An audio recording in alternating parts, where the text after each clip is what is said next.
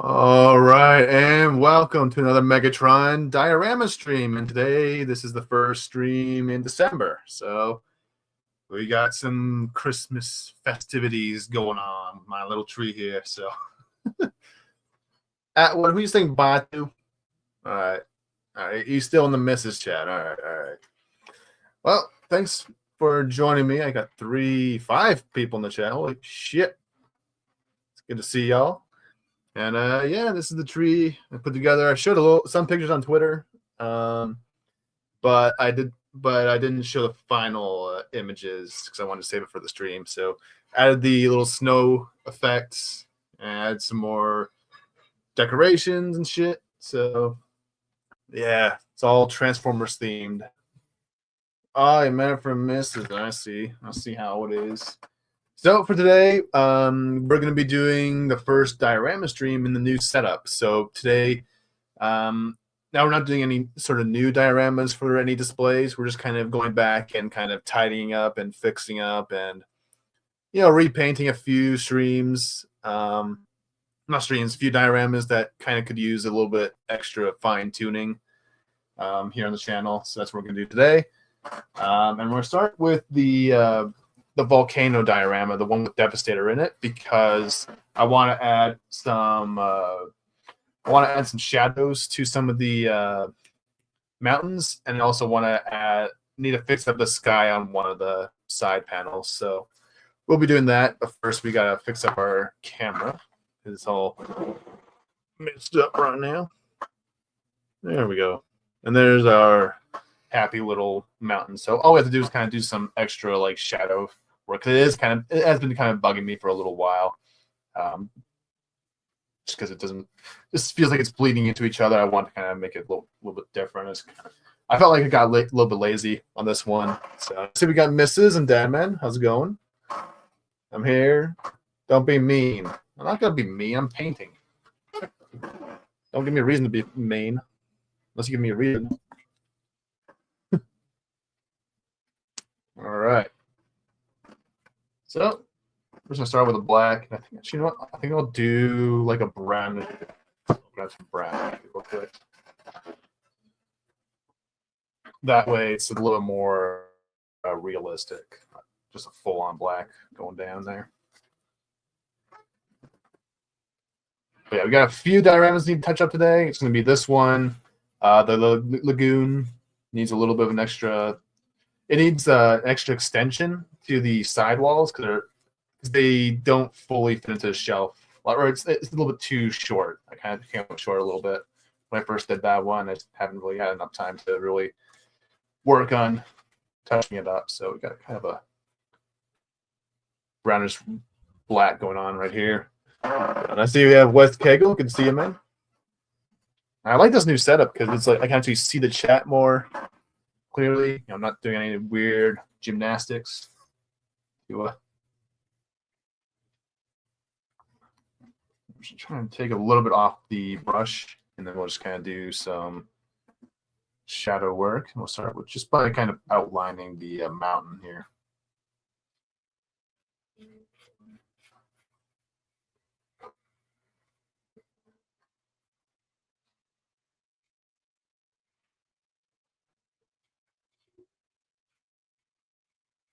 Just kind of dry brushing a little bit, just to make it look like a shadow.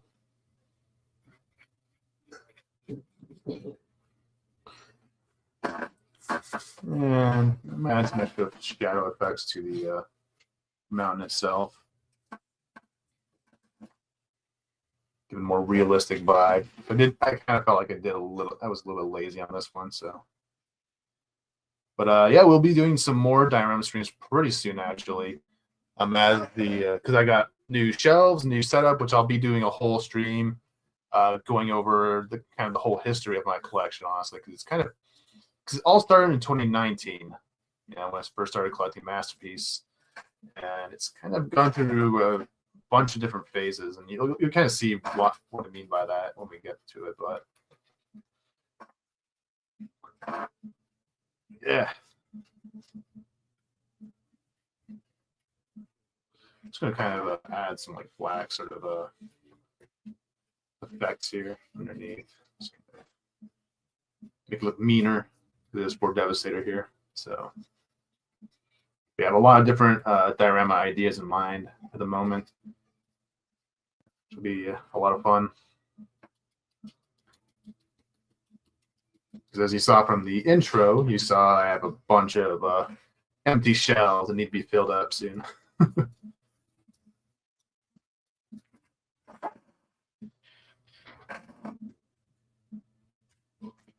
Because we got some protective bots on the way actually pretty soon. Got the Mastermind Creations, First Aid, Groove, and Streetwise all on the way now. So I'm just kind of waiting for them to come in.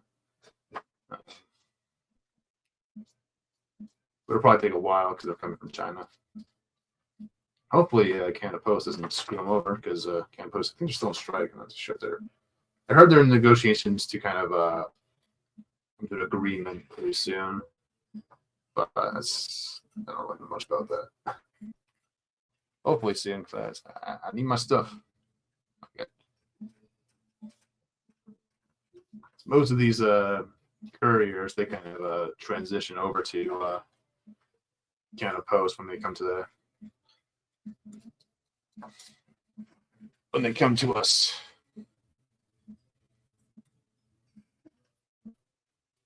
Luckily, the site I actually order Transformers from, Shozy Store, actually uses Yan Wen, which doesn't require Canada Post at all. So that's kind of a nice thing. But yeah, so I think that'll be kind of a fun stream. Just kind of going over the collection, kind of history of it all. But yeah, so today we have the obviously we have the Devastator diorama. We also have the Golden Lagoon needs to be worked on. The Iacon diorama needs to be a little bit touched up. Because after I did the Galvatron one I think that was like last year. I really liked the way I did the base layer on that, and I kind of want to do something similar to that with the Autobot one. So I think that for the Galvatron stuff, I think I really nailed like the Cybertron sort of environments. So I want to kind of bring a bit more of that into the Autobot side of things, which is the Iacon small diorama, which I had to kind of scale down a bit because that one used to be in the larger Billy, but now it's going to be settled into the skinny Billies over there. I can show it up in there. It's hard to show. I'm not used to this new setup.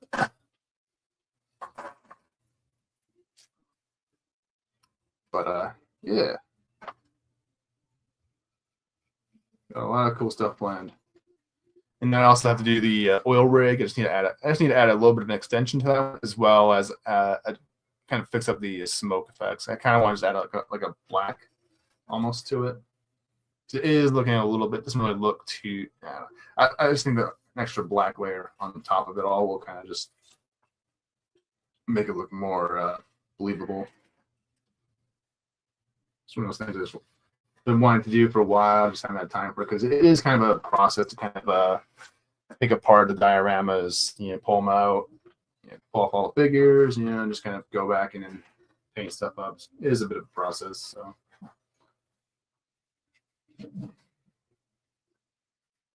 but luckily I have time today. So I have a day off, so I'm doing it today. And I've been wanting to kind of test out this new diorama setup for my streams because I used to have it like right next to me, but it was really awkward setup because I had to shift my whole computer and all that over, and it was just a mess. So now it's like I have a bit more a comfortable space to work. And now it's a little bit cramped, but it's a little bit more comfortable from a streaming perspective. But it's only cramped because I have a lot of stuff kind of all around me. Normally for my dioramas, it won't be this cramped in my room right now. It's hard to kind of explain. There's like I have a few boxes kind of around me where I'll be using to kind of support some of the dioramas as I go and the drawing and stuff. Yeah. Just kind of do a shadow here, just along the edges here. Just gonna give it a bit more of a real look to it.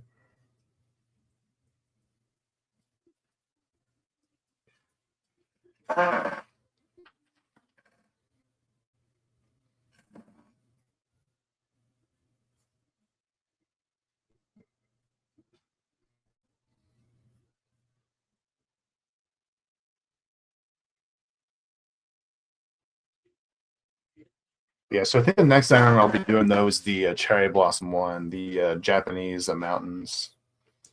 Sounds pretty much ready to go. I just need to get a few more things. Like I think the first couple months of this year, it'll be mostly me just kind of collecting supplies like foam board and all that for the future dioramas. I have a very, very vivid sort of outline in my mind of where I'm going to go with the dioramas, like the locations and all that. There are a few I kind of need to get a few figures in order to figure out logistics for, because like for example, the 6-shot shelf, I need to kind of figure out, you get that figure in at some point, because he's a bit more, because the big figures are the ones that are kind of the most complicated ones to kind of work around. And 6-shot's a big boy, so he has big wings on his back, so I need to make sure that he fits in the shelf I want to fit in. So that'll probably be the next one I get, or next big purchase I get, which will be next year. So yeah. That and like a Jetfire, I think I'll be getting next year, as well as a few others.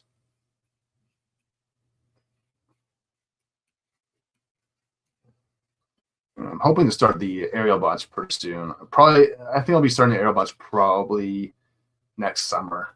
Probably next big one, because last year this year I was more focused on getting the Stunticons squared up and the Seeker jets and all that. Just kind of a few outliers here and there.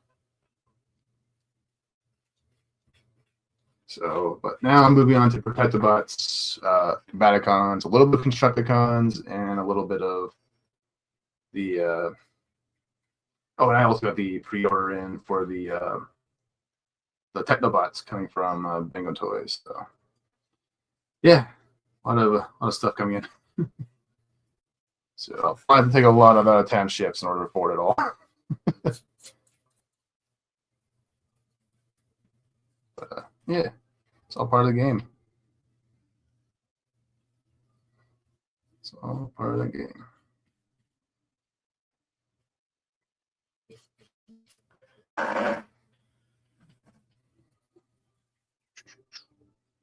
All right.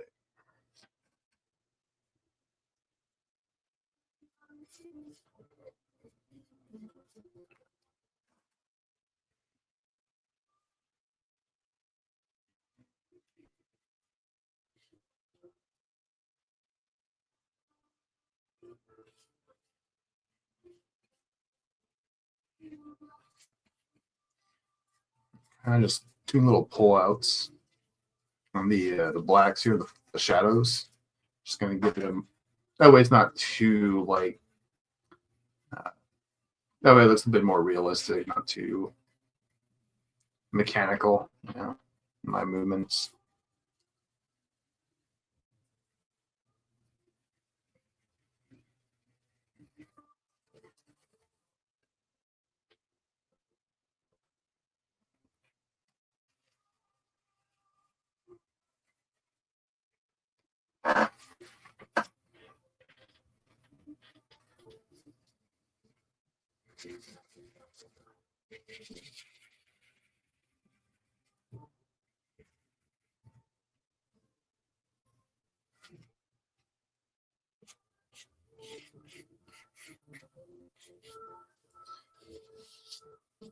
But yeah, next weekend actually I won't be able to stream on Saturday because I have to go out of town.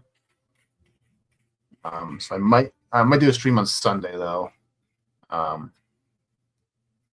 or maybe not. Actually, no, maybe not. Because I might be doing a Christmas on Sunday. Because or more, or like an early Christmas for my nieces and all that, because they're going away for Christmas. One kind of one before they, you know, go on their little vacation.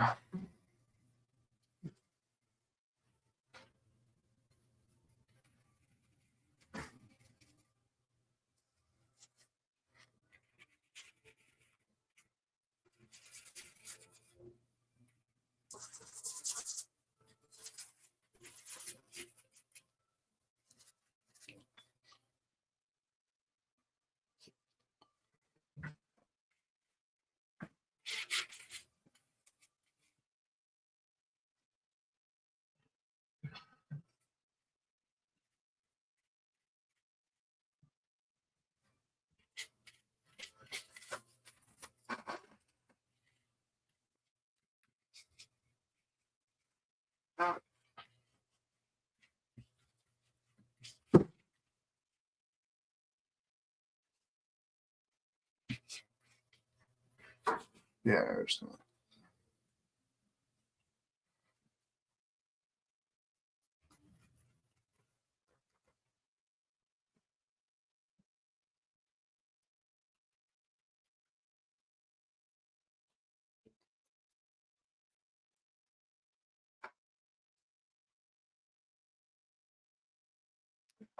All right.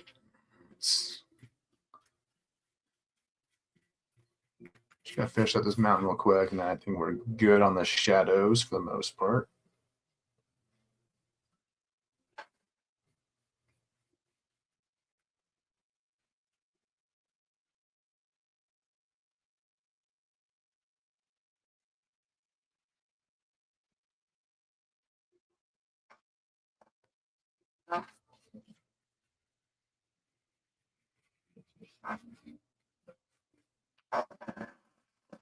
Okay.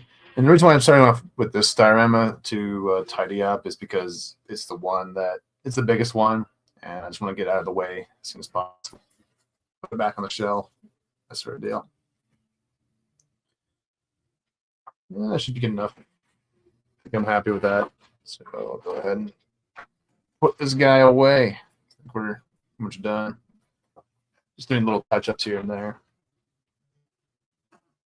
I really wish I had like an airbrush. I'd probably make this stuff go by a lot quicker.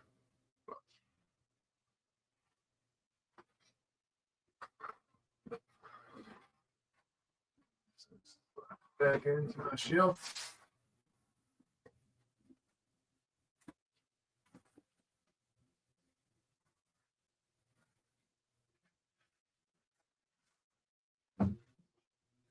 And we'll get started on the back and side walls. And this one actually I had to actually add a little bit of an extension with some extra foam. This is what I kind of do for my extensions. I usually put some tape on the backside, paint it up, and then I glue it afterwards. Just kind of that way I don't get any glue on my fingers and stuff. When I did that one, that was a really fun diorama. But yeah, so we will have like a lot more like variety of shelves going forward. I have ideas for the Golden Gate Bridge for when I get the Omega Supreme shelf going, because the reason why I chose that one is because it was actually in the episode The Secret of Omega Supreme, the episode where we kind of figured out more about his backstory. And so I kind of felt like it was a very pivotal scene for the character. So I was like, oh, that makes more sense to have him in that location for a diorama. So I was like, oh, and it'll be an interesting diorama because it's like I haven't really done a bridge before. Now it'll be one of those things where it's in the background, obviously, but I think it'll be a fun one. And I also have ideas for when I get the Fensor. He's going to go on the bottom shelf over in that corner there. And for that one, I'm going to be doing New York City. Have Lady Liberty in the background and all that. So it's going to be a fun one. So I think that the Petapods really lend themselves to more city environments because they are, emergency vehicles and all that. And so when I do the the actual team group shot piece, or diorama rather. A bunch of like emergency services like kind of in the background, like so like you'll have like a fire station or a police building or police station or a hospital in the background, that sort of thing.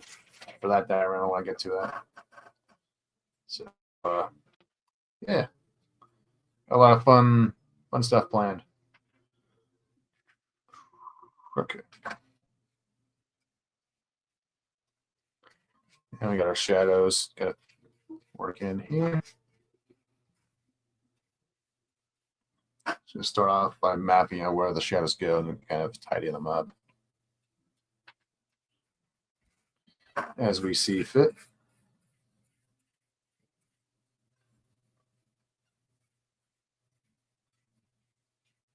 Big chunks going.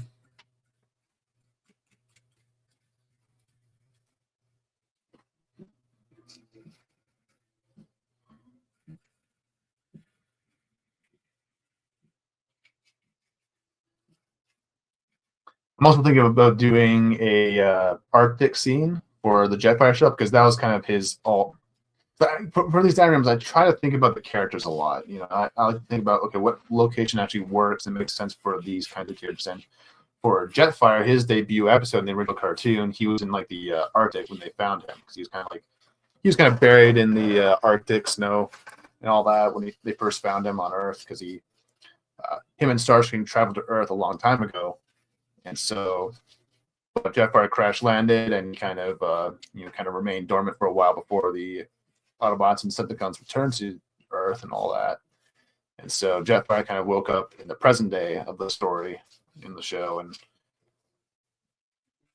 so I think that's let's do a little Arctic scene. I've kind of thought about, well, what if I did like a little Northern Lights thing to kind of make it look more interesting. So it'll be kind of like I think it'll be kind of like a, I want to do a full night scene for that one. I kind of want to do like kind of like a sunset with the Northern Lights, because the thing is with Jetfire is he's a very white character in terms of his color scheme, and you don't want to have too much white in the background because it can kind of take away from him. And so I think that darker colors will kind of make him pop, but I also want to make sure the snow on the ground for that one kind of pops out as well. And snow at nighttime usually looks like very bluish, and so it's kind of a thing. Oh, and I see we got Nerd Fakes in the chat. How's it going, man or lady? And Timey Limey's here. Okay, yeah. I've just been rambling all day without noticing chat. How's it going, guys? That's what happens when I talk about Transformers. I just forget about everything.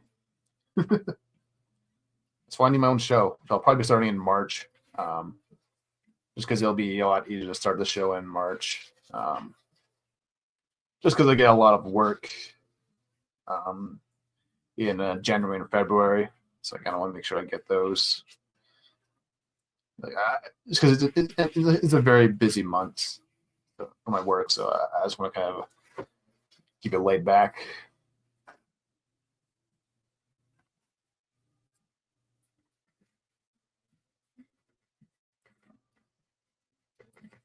A little bit crazy with this one.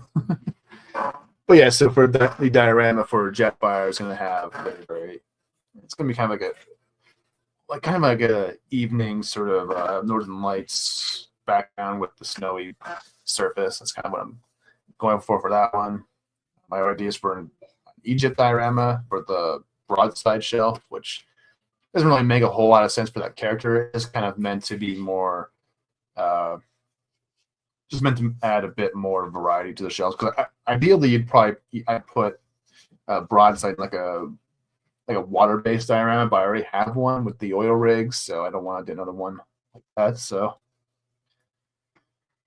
as well as like the Bruticus shelf, so I kind of because for my dioramas, I want to have different environments. You know, I want to make sure everything pops out. I think that the Egypt one will be good because it'll kind of give a sense of scale for the character, because Broadside's a big character.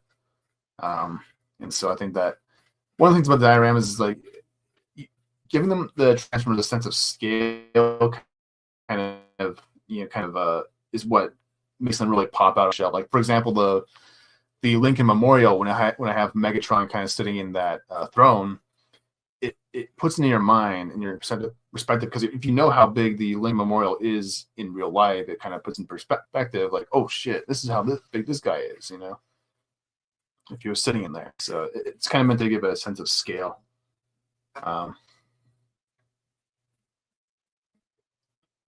So I think that having the pyramids in the background will also work well with broadside. Could be like, oh shit, look how big these things are compared to this guy, you know. So that sort of thing. And oh shit, quick up on the chat before I lose y'all. Blown up. And I got a totally sidetracked. All right, everyone's just talking amongst themselves. Okay. All right. But yeah, so we got a bunch of different ideas kind of floating around. I think for the aerial bots, I'll be doing something very, very simple. Just because those are very, very big figures, the aerial bots. So it has to be like a very simple diorama. So I'm thinking about like having a hill sunset type of background for that one. Something very, very simple, because when it comes to planning out the dioramas, you also have to think about logistics and think about what looks good, or you know, for dioramas with big figures, you can't really do too much detail on them, or too much decoration for that matter, because it's like they're really big figures, and so you need to kind of account for the space and all that. So, which I'll also kind of go into with, because that's kind of one of the things I kind of want to talk about a bit more in my streaming show, which will be a monthly stream starting in March, I believe, at the end of each month, where I'll, you know, if there's nothing interesting in the news to me to talk about, I'll kind of go, maybe I'll do like a little overview stream of a few dioramas, maybe. Just kind of go into my thought process, because you can go through my thought process on making them here on these ones, but it's a little bit different with a hindsight. You know, you have a fresh pair of eyes on it after looking at it for a little while, or there's been obviously some changes on the shelves, you know. And it's also kind of hard to talk about my thought process live here, because you can't really see the problem with the diorama streams in general. I've kind of noticed, at least for me anyways, is that it's hard to kind of convey what I'm working on sometimes, or kind of convey the outcome rather, because, you know, my streams kind of end with everything kind of just sitting on the table drying, so you never really get to see the final product until I do like a time-lapse video or something like that, or a collection showcase. So I kind of want to do a stream where we're kind of more dedicated, just talking about the thought process behind the dioramas and stuff like that, you know.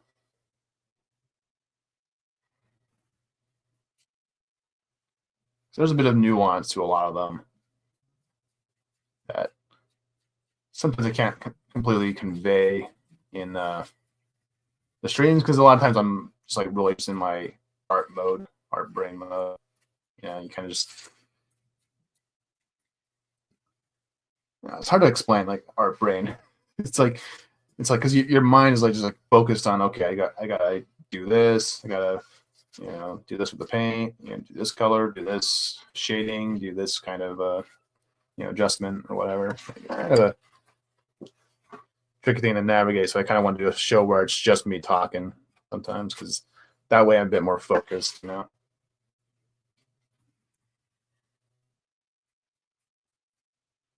But yeah, and also kind of fun, because it's kind of, you know, it's fun I find it fun to be talking about Transformers all the time. You know?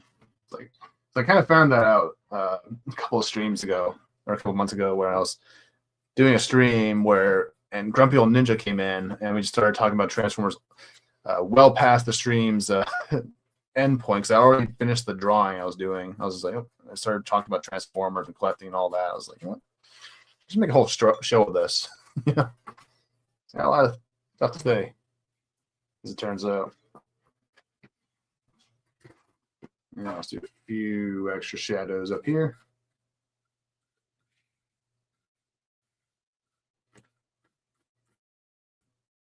And we'll move on to the left side.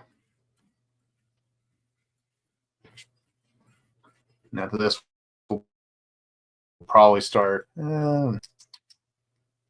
I think I'll finish off the lagoon and the oil rig dioramas first because those will probably take the least amount of time. Because I just need to add some extensions and repaint a few things, paint up a few things. So, and then I'll just then from there I'll do the Icon City, and then I'll do the Shockwave shell. That needs a little bit of a touch up on a few areas because just a few areas in that shell I'm not really happy with.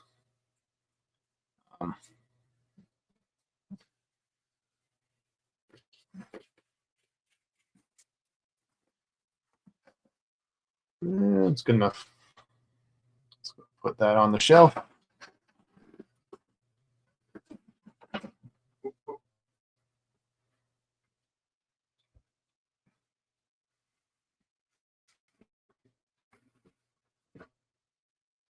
And we'll get the last side for the volcano diorama, which needs a bit more work because I didn't realize this until later, but there was actually some really nasty like brown splotches that I didn't account for, or didn't realize until the last minute. So gotta fix those up. But first we'll do the shadows because we're already here with blacks and browns. So needs a little more paint.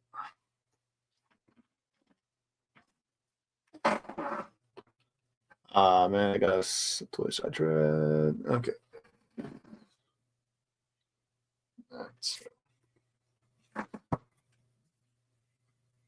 Yeah, I just want to add a bit more like metallic paint and stuff, like different shades of paint to the icon and the shockwave base sort of diorama. It has to make it look cooler.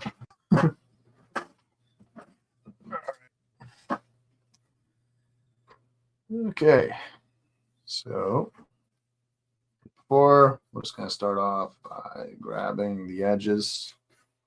Our shadows would most likely kind of hit our mountains.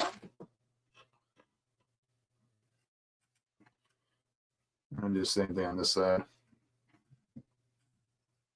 And we do these kind of paint streams. Make sure our videos or in general, if you're painting in general, make sure you're wearing clothes you don't mind getting wrecked.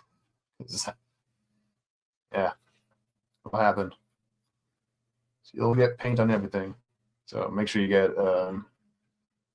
Right now, I'm actually wearing like really rugged, like holy pants. They've been worn down for years now.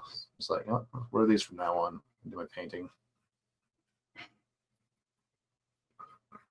Don't ruin your good newer pants or shirts for that matter.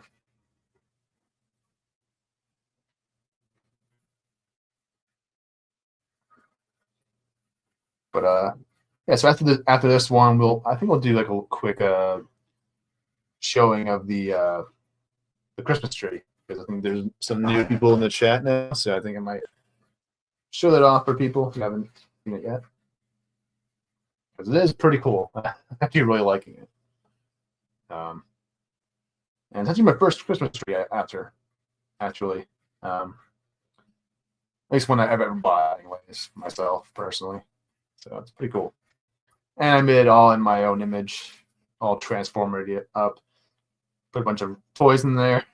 Put purple and red ornaments in there for Autobot to set the tone colors. Yeah.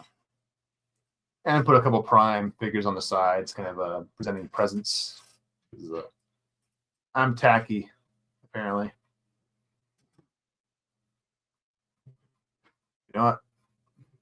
Have fun. That's all that matters.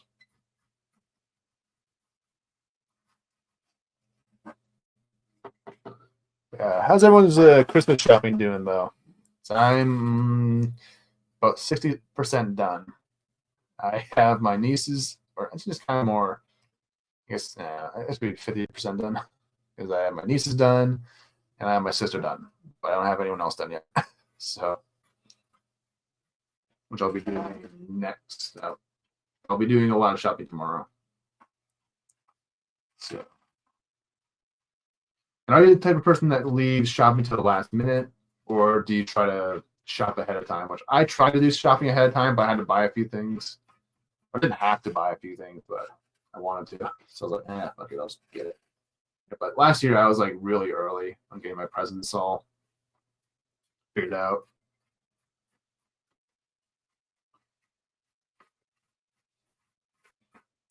So I was going full super uncle mode last year.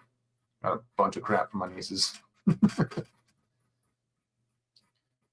This year I have to be a little bit light, a little more conservative, but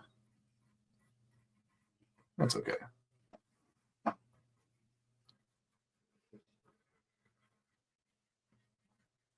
giving very thoughtful gifts this year.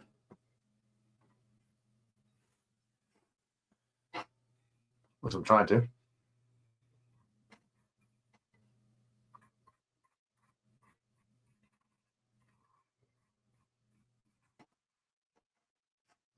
Yeah. A bit more shading here.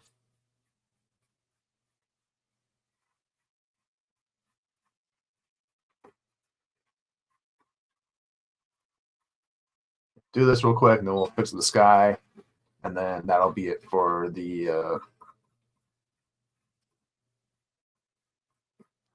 volcano touch-ups. We'll be moving on to bigger and better things. Not bigger because it's the biggest one we're doing, but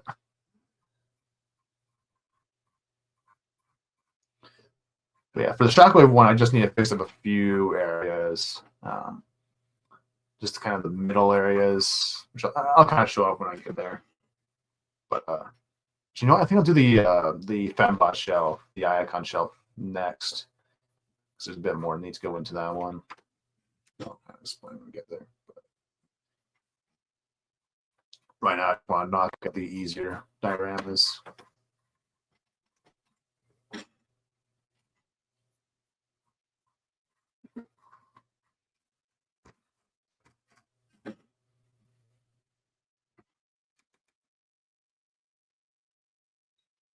Ooh, a little too much. It's okay. Make it work. Luckily, it's earth environments. That's why I like kind of doing the earth environment more, actually, because you can't really make mistakes. Because nature isn't perfect, so you don't have to be perfect either. It's like it's a little bit different when you're doing like a city or something more mechanical like that, Cybertron environment. Because for those environments, you kind of have to be a bit more, finer with the line work and all that. But with stuff like mountains, stuff like trees and all that, you can be as crazy as you want. Because in nature is crazy. So you can be too. All right. Progress. We're doing more than we have in recent years, but I think we'll be hitting 5 below a lot. Oh. Yeah.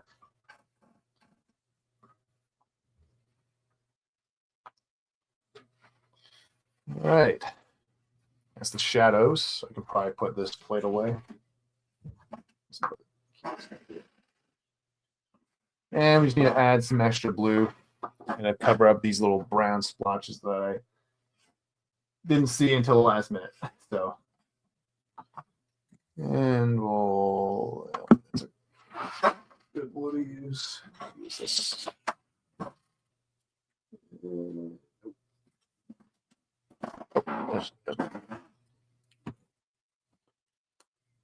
Try and match up as best we can, but if not, it's not a big deal. If we don't have a perfect sort of transition here. And no whites. Neon blue. What do I have that for? What's that for? What are you doing, neon sky?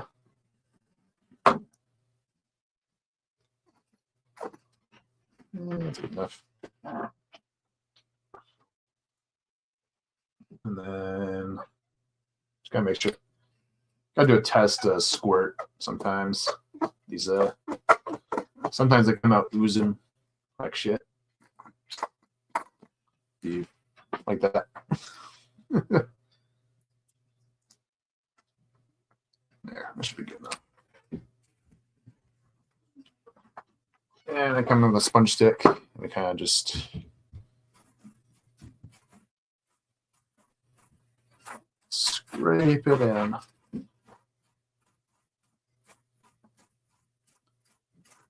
Easy fix. Ooh, a bit too much. Let me chill that out.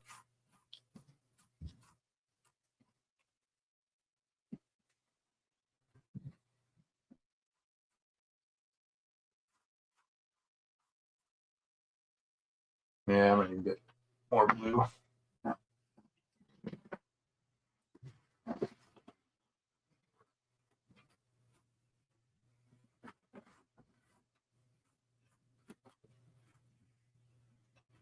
So, take them off. I put a little too much on.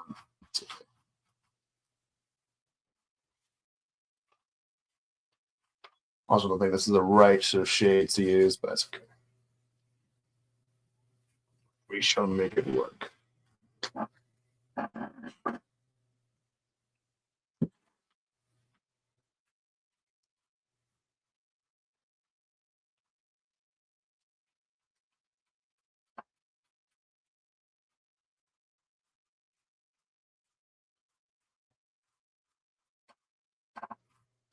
Maybe more of an azure sort of color.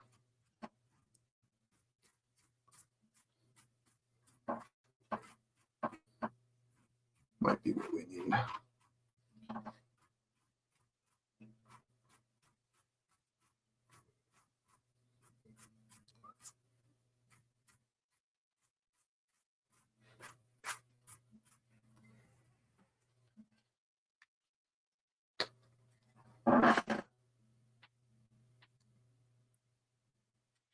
So a little more darker shade. I think we should be good.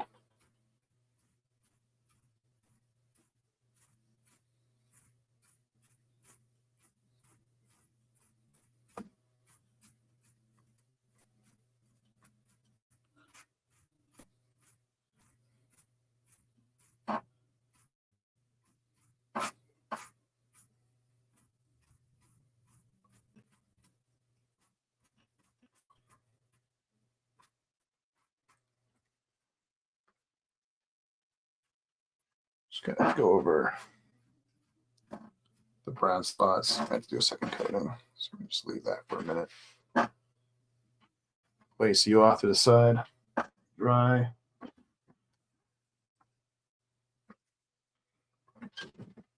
All right, while that's drying, we can get started on the lagoon.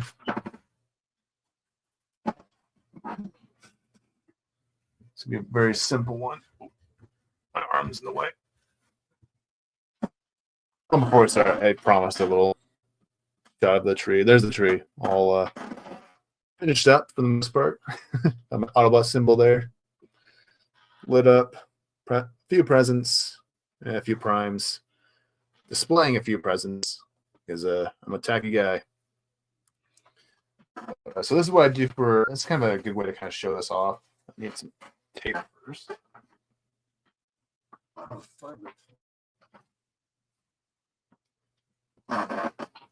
But basically, what I'll do is if I feel like a shelf isn't sitting too, or for this, for instance, this one didn't sit very well in the shelf. Like it was kind of it was a little bit too pushed in, so to speak. You know. Yeah, this is the right side.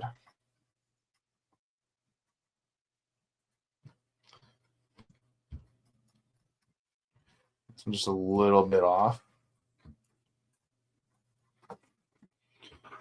So I need my knife.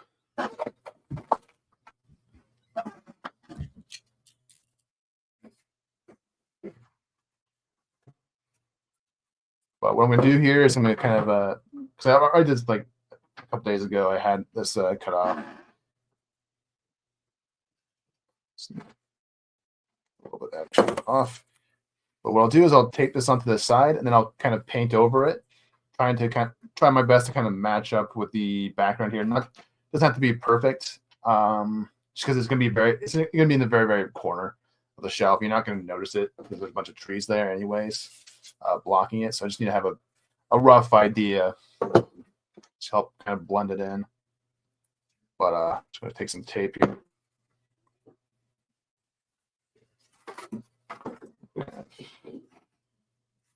Think about it this way, because that's the smoother end.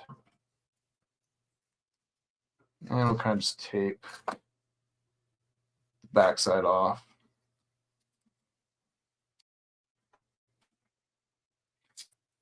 And sometimes you don't even have to glue it in. Sometimes you just tape it and it'll sit fine in the shelf with just friction.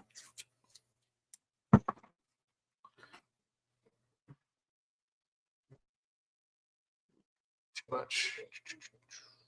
There we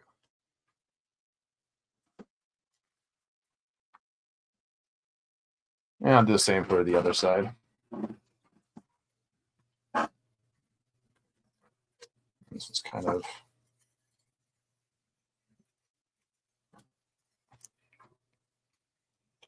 and I'll do this side. The other side's smoother. It is the yeah.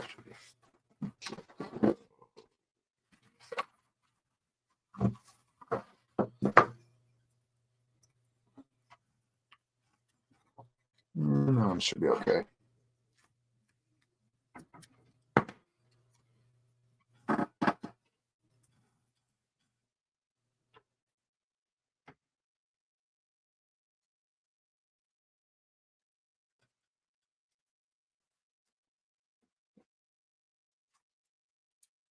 Tape these guys off.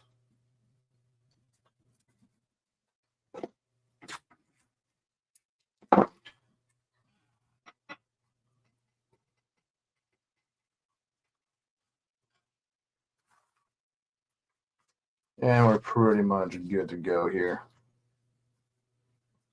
So start with this one. We'll start off by doing the sky, the mountains, or no, sky, clouds, mountains, trees, and then the grassy terrain here. It's kind of a little bit lazy. This is a very, very old diorama, though. It's like one of the very first ones I did, so it's not as refined as some of my newer ones. But just good. That's good. Basic blue. Not too crazy with the gradient effect. Just because it's going to be a very simple one here.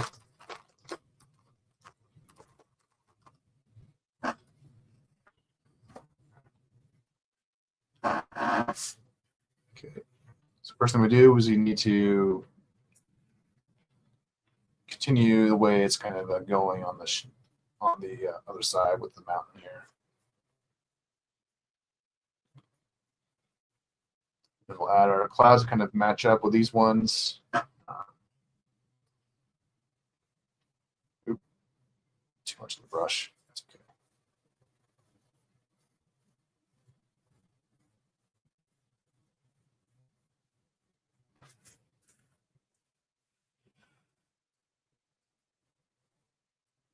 Try to get in the crack here, so to speak, just in case it kind of shows through on the shelf. But again, not likely to be seen too much because there's trees in the way. Not 100% the same color, but it's good enough. Not going to waste too much time on this just because, like I said, it's a very small part of the shelf. You're not going to see the back corner.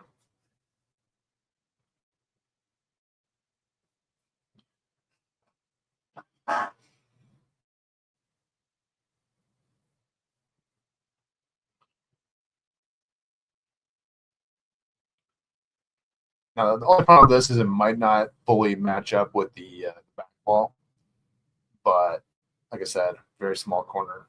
Not going to see it very often. Got big figures in the back there, kind of taking up that space, so it's not a big deal to kind of have a little bit of inconsistency. And this one we don't have to do any cloud work because it's already covered, because we don't have any clouds seeping in. So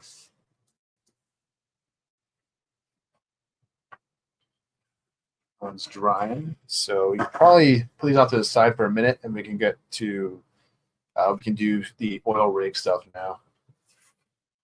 So it's on the floor. Time being. And let's see. I think I want to paint it before I do the extensions. So yeah, and this one I'm just going to be doing a very simple black, kind of like what we did with the Devastator one, but we're going to add a little bit of a black layer to the smoke effect for this one. So we'll start off with the back wall. See the big one out of the way. So you know what, we'll do the side walls because the back wall I need to add the extensions to, so I'll do that last. It's a little bit rugged at the bottom of them, but it is what it is. It's cheaper foam, so find my black tray.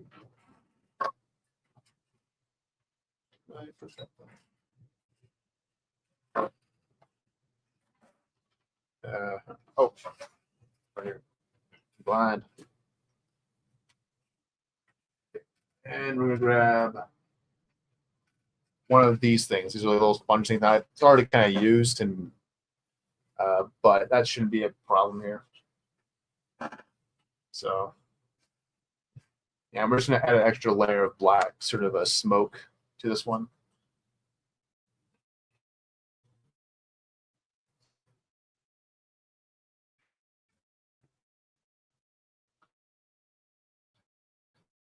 It's a little addition to the diorama I've been wanting to do, fiddle with it until now. But we're just gonna do a very simple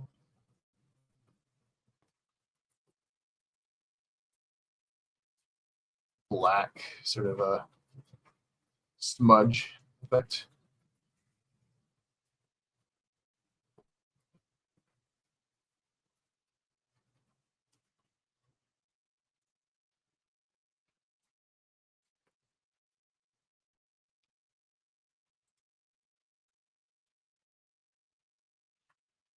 Take a brush.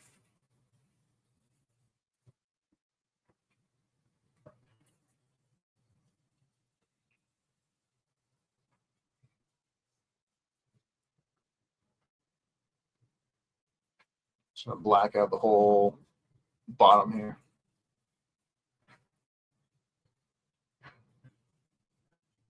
It's got a bunch of paint on my finger.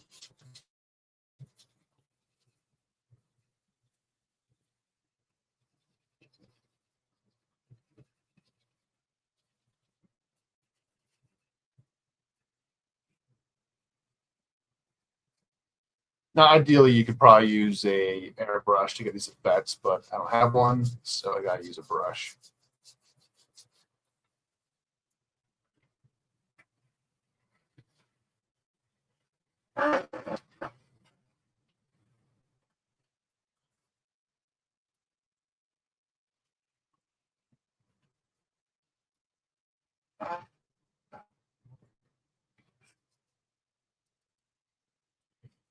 Just gonna do a little bit extra.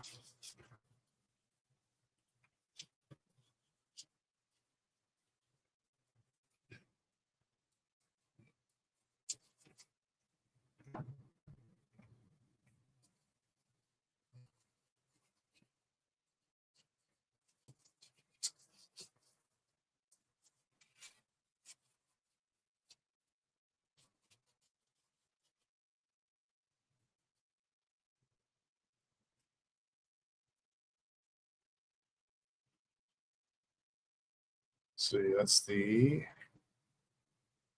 right side. So just want to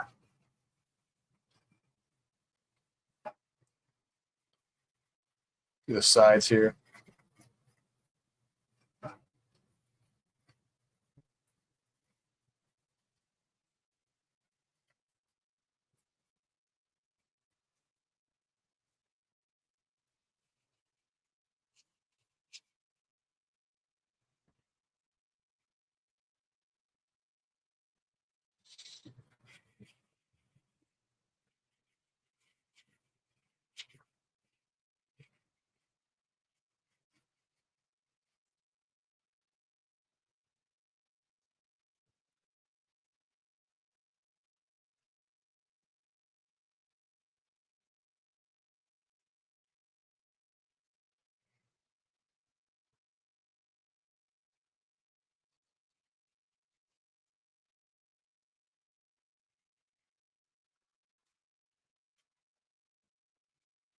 And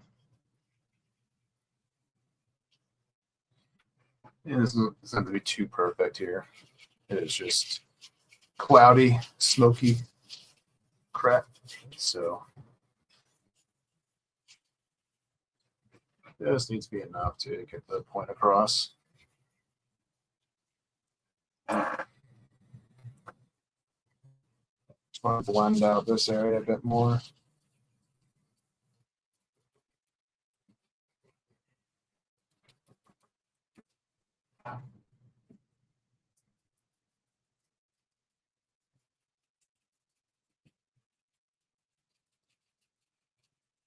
And this diorama was actually based on the original 1984 More Than Meets the Eye episode where the Autobots had their first major battle with the Decepticons on Earth.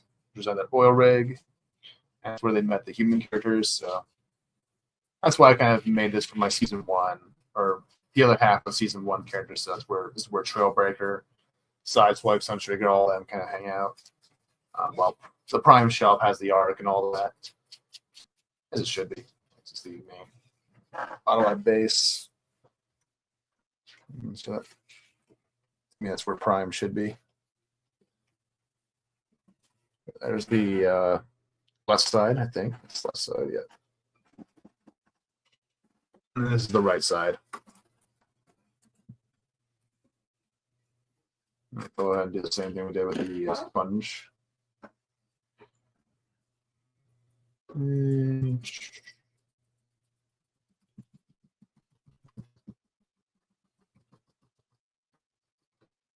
I'll use this for like some of the little details up here.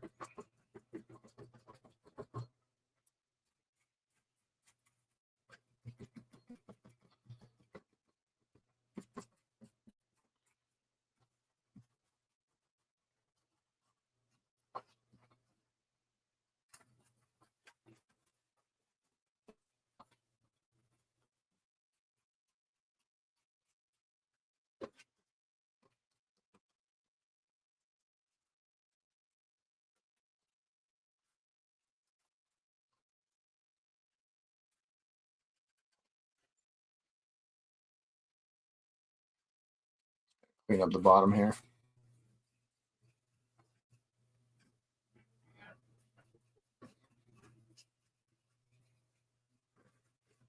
Good thing about these is they're all in acrylic paint, so you can kind of go back in and fix things up as you wish. It's kind of a little more refreshing sometimes than doing my normal like Copic like art and all that. There's a little bit more leniency for mistakes. Yeah. So you can always go back in, touch things up, change things here and there.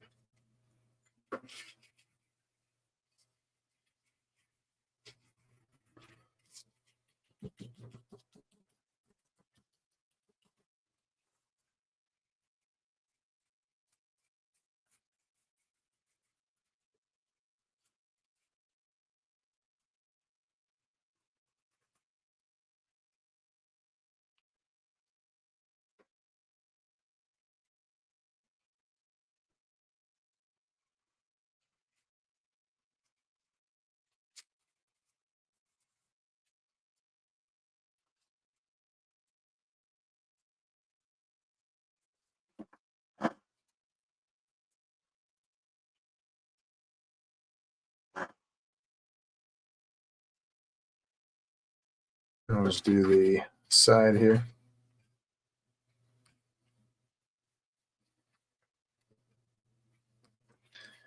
I like to paint the sides because it kind of makes it more like kind of believable. You kind of look at it from the front view of the shelf and kind of sells it just a bit more, just like a little bit extra detail there. So sidewalls are done. Can rest easy now. Somewhere safe. And I think I'd probably put the sidewall for the but we want to do an extra layer for the sidewall for the volcano, so we can do that. We can just let it stay there for a bit. So this one's a bit more larger, so we're kind of I think I might just get a sponge stick for this one.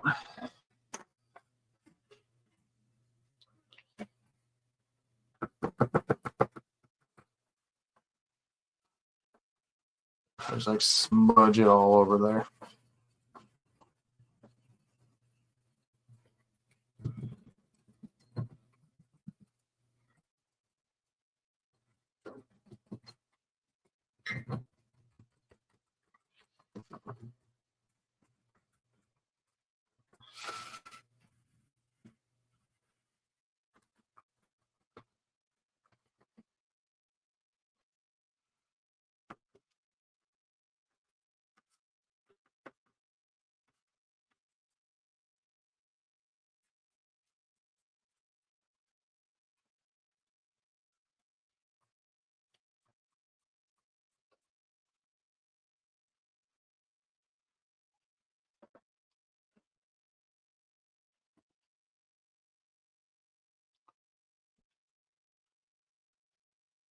Gotta be careful to get this paint in the sky.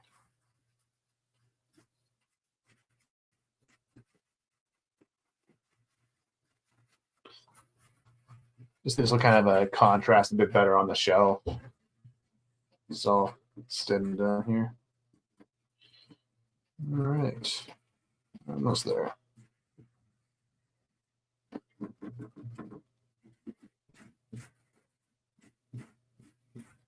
After this, I just need to add the little extensions.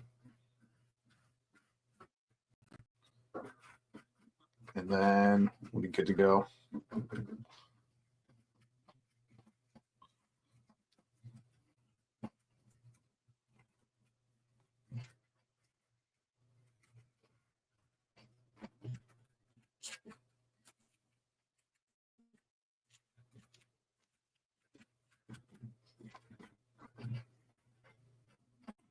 Didn't need the brush sponge stick at all. Oop. Let's just dry brush that.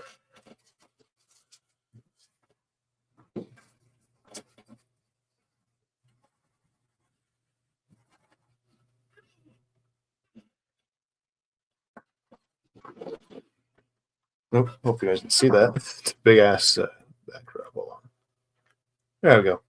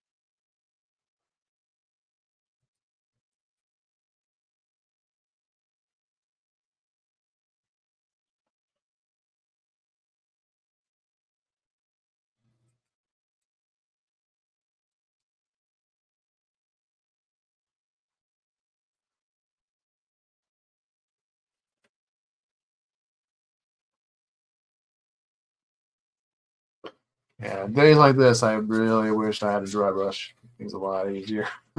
Might get one. Maybe. We'll see. These days. So you know how to use it. But having another tool to add to my arsenal, you know. I always get to learn new things as an artist, like learn new tools and stuff like that. The more tools you have, the more things you can do. More options you got.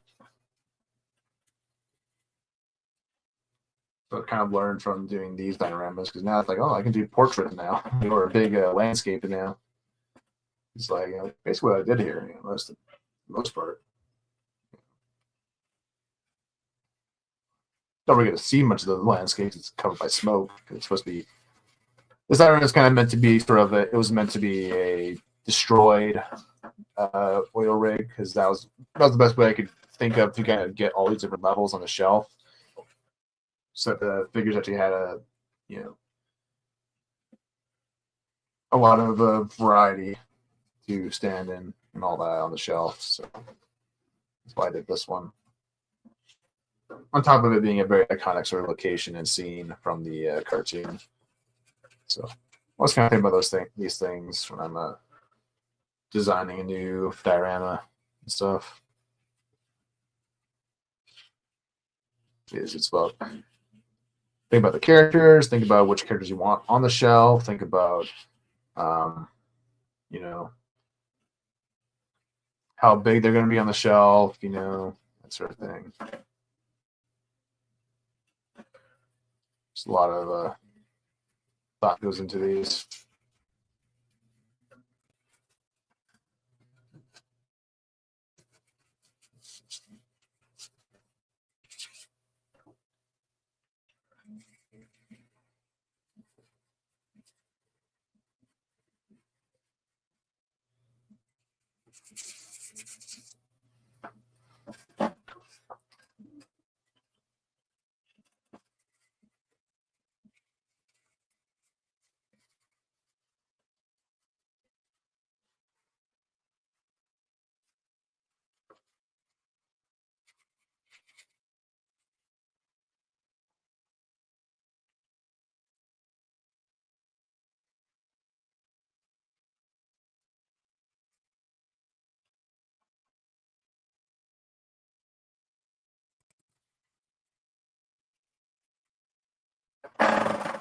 Yeah, it should be good enough. Just a little tidying up work here. Try to fit in our extensions I cut up earlier. Yeah, for this one they had to be about half an inch. So I don't have to paint these at all because they won't be seen at all on the shelf because they get covered up by a half and a quarter inch foam. So that's kind of the good thing about this is that you don't have to worry about it because it'll be covered up.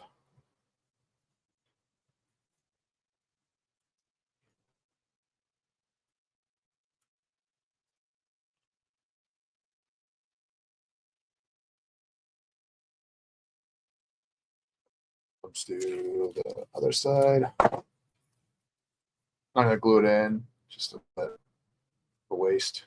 Let's do that. I could just black out some of the blues in case it gets shown through. Just the tape, though, I think. That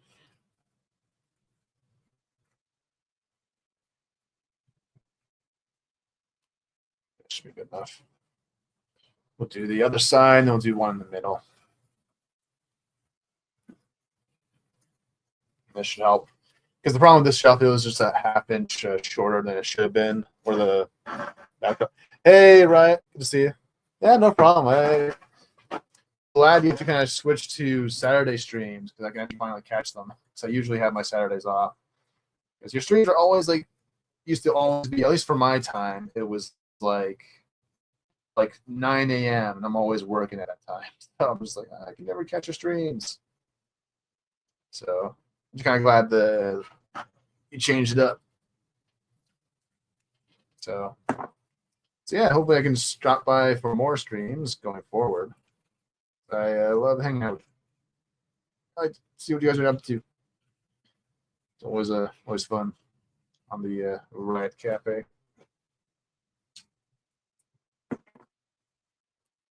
All right. But yeah, I'm just kind of doing a little touch-up stream on some of the old dioramas. Just kind of a way for me to test out this new space, or not a new space, but a new setup for my diorama streams. Because obviously, the last couple months, I've done some big changes for the room, and so I've just been wanting to get used to the new duds, so to speak, because I have a lot of streams. There's gonna be a lot of dioramas coming next year. It's got a lot more space now. A lot more shelves need to be filled. So be a lot of fun. So, yeah, diorama streams are making a big comeback this year. So there'll be a lot of variety as well, like different sizes, different locations. That's one thing I really like to do is like new locations for every shelf. You know, I want to have even if it is a similar environment, I want to just make it different for it. Like if I have mountains, I want to do it a little bit differently than I normally do mountains, you know, that sort of thing. Yeah, I think I'll just like black out tape just a bit. So I like to use Scotch tape because you can paint on top of it. Not unlikely you'll be seeing the tape because it can be covered up by a 1/2-inch foam, but you never know. Actually, this might be seen when I think about it, but that's okay. It's okay. Yeah, I changed that because my work schedule changed. Oh, nice. Yeah. Yeah, because I always have my weekends off, so that's when I stream most of the time.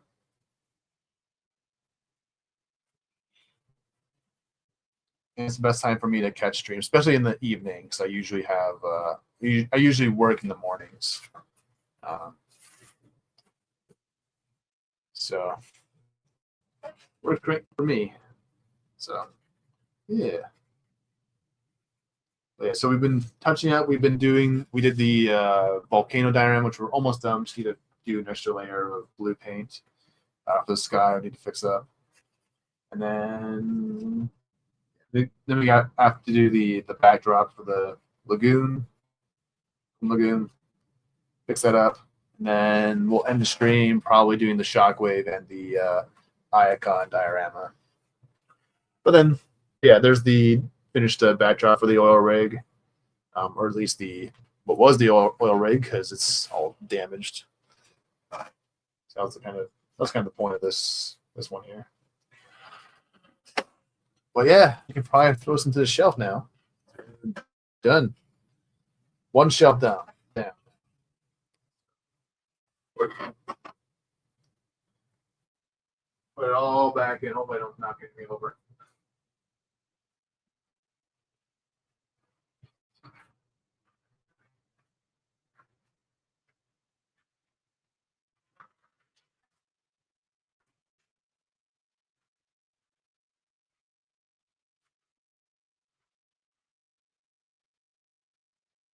Almost not fit so far, but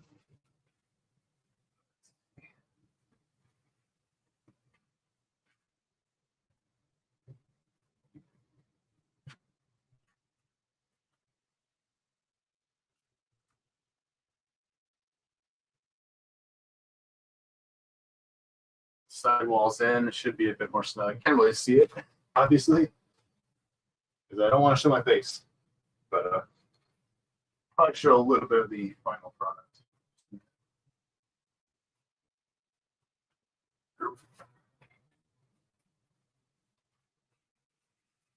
Back in.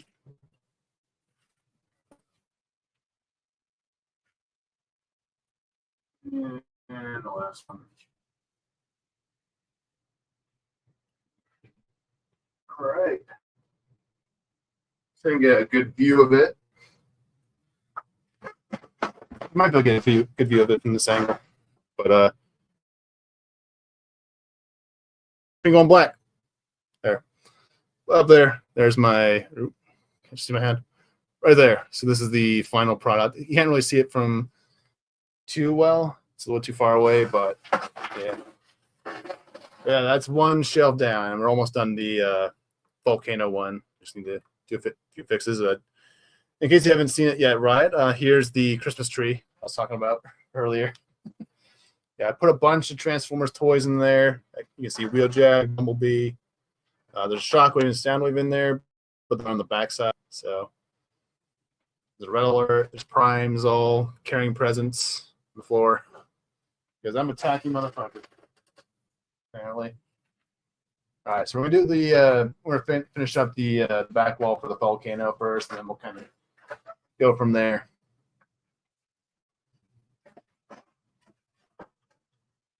And we need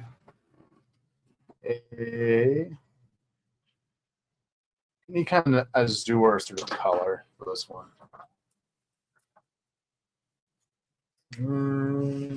Maybe this guy. Just gotta tidy up the sky a bit more. Dude, nope. Nasty. We'll just stick with the blue paint. Stick with basic blue. I think it's easier that way. Maybe. We'll see.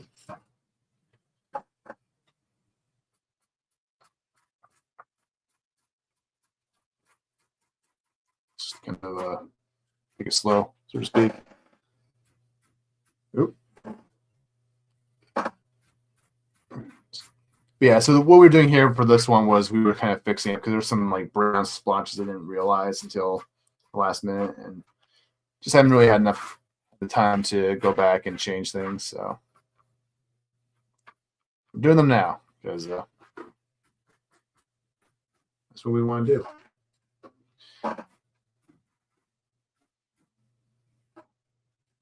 I need more just a minute. Just trying to get as much into the background there to kind of cover that up as possible.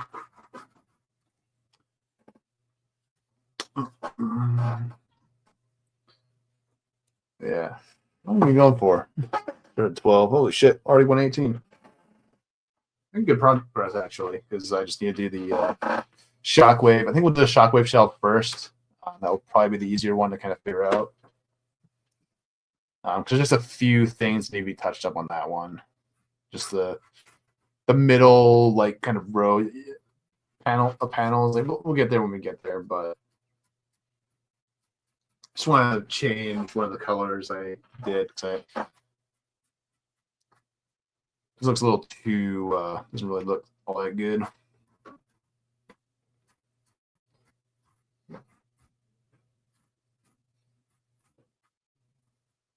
This brown won't go away. It's not going away. You're gonna get a darker shade.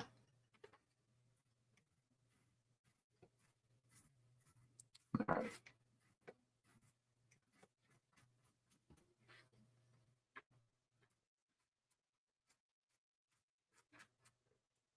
Maybe. Hold on. No, I don't want to mess with the sky too much. I'll just keep adding extra layers to that one, so just wait it up. Oh, we're going to dry. We can do our sidewalls for the Golden Lagoon, which just needed to. For this one, we just needed to add extra extension to it because it was sitting it wasn't long enough, so it was kind of sticking. There's like a little bit of like a little like white gap on the shelf that I wanted to kind of fix up. So that's why we're doing the extensions here. Just kind of, we just needed like a 1/2 inch to go in. So we're gonna start on the mountains.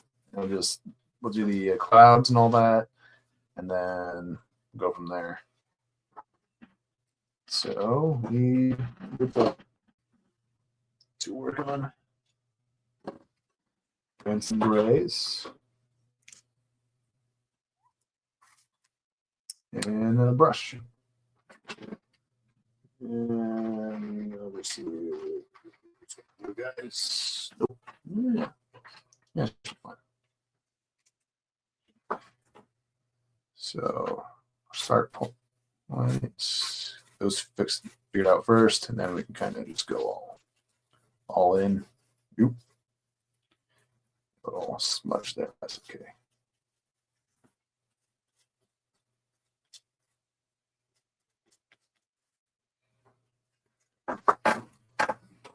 We'll do the other side.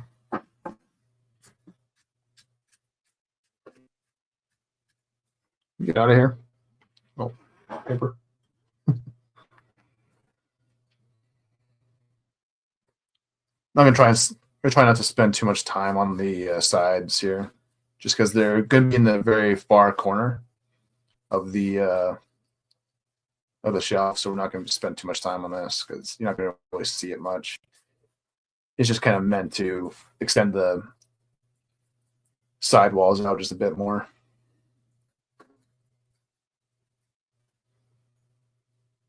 And while that's drying, we can do some clouds on this one. Not this one because there's no clouds receding, so we're not going to worry about it. But there are some clouds kind of go into this, so we need to get some white paint.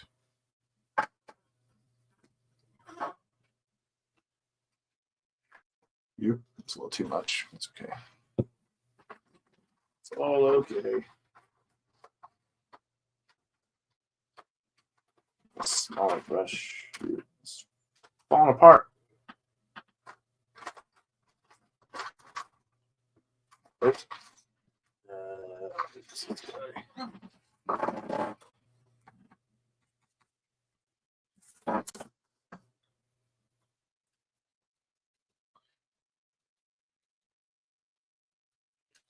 Just kind of have it going off right there.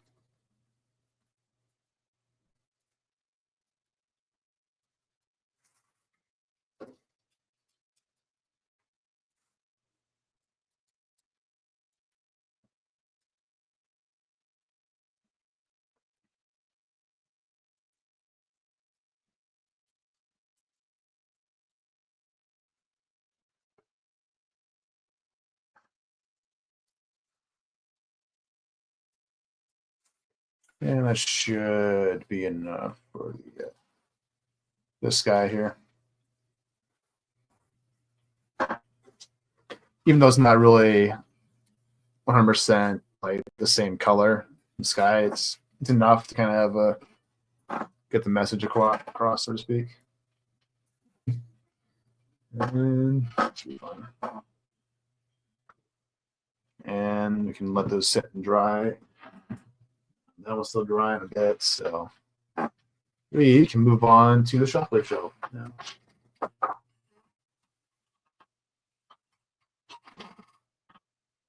You guys over here, and nope.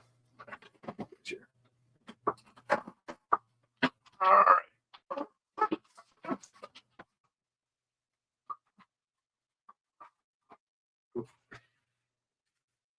Yeah, good. Start with the base layer. So for this one, let me go all the way. I just need, what I want to do here is just fix up the front end here because it's not looking the way I want it to. So we're going to start off with a new sheet of new coat of paint for that. So, and we have a bunch of metallic purples we can use. So a lot to kind of work with here. There's the other one I wanted to use. Fuck, did I put it?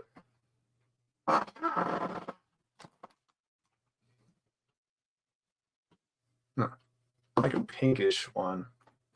I want to use. I lose it. Might have. Where'd you go? Where the hell did you go? Hold on. Did I put it?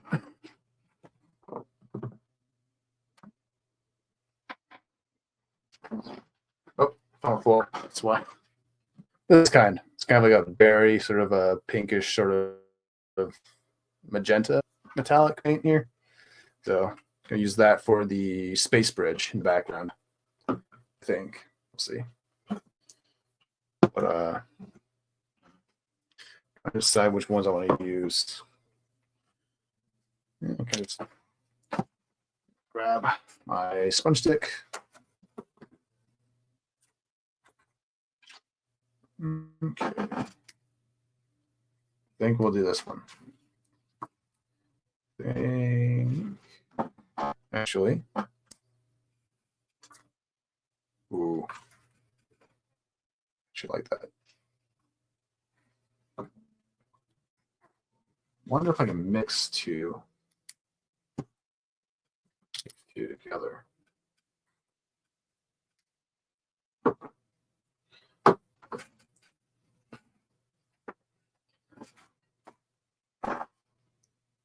Mixing the berry with the purple. See if that'll give me something cool. Yeah. The berry just ate up all that purple.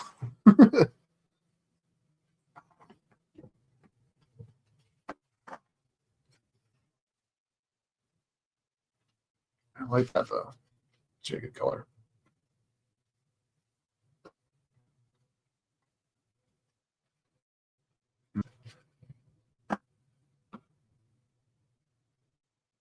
We'll give it a try. We'll give it a try.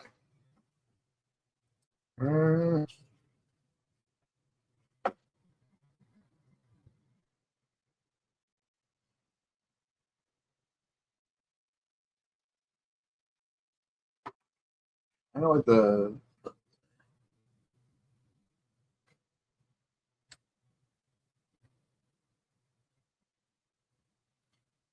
we'll do both. I think we'll try both. So try.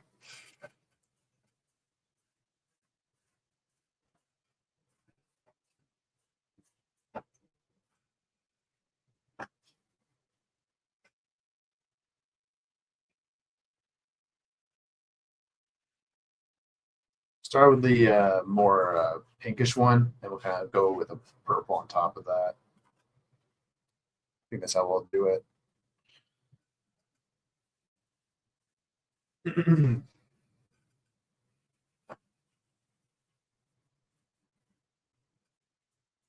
Be mindful of these lines here.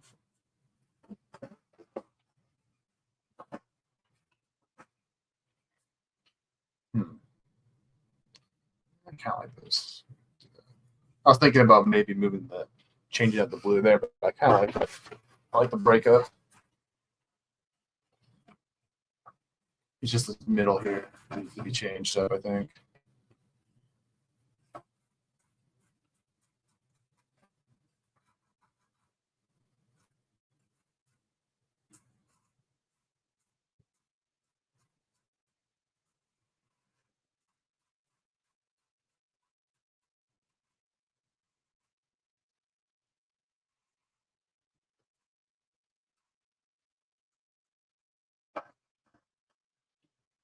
Yeah, taking a bit more.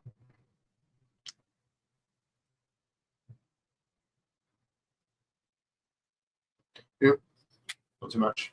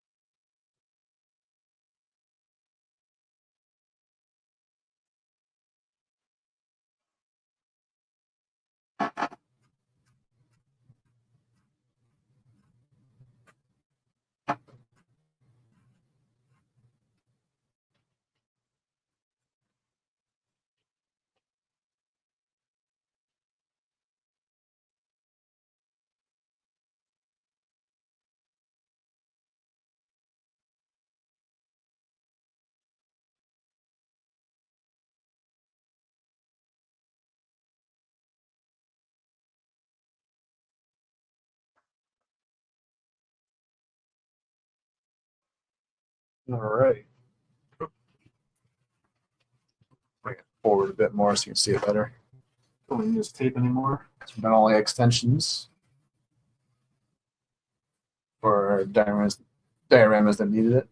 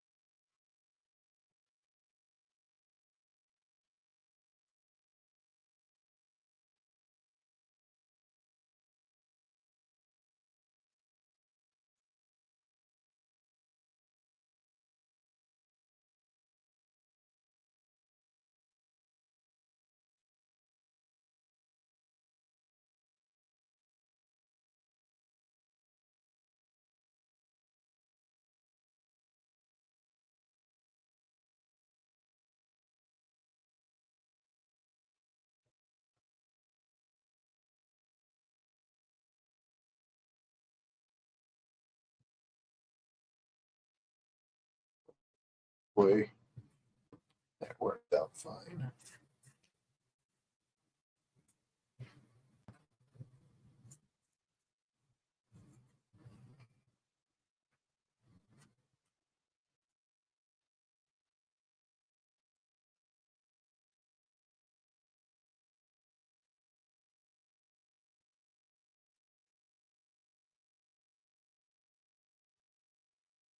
Just kind of touch and tighten it up. Just let it dry. Just the back wall.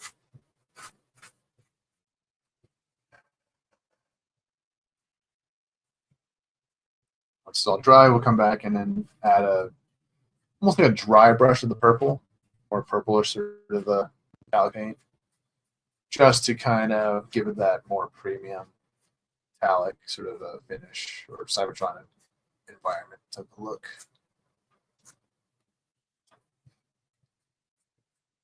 And I think the Galvatron one was the one I did the best on, honestly. I think it's the best one I did for Cybertron environments. Because I think the key for doing Cybertron or type of environments is to do metallic paint.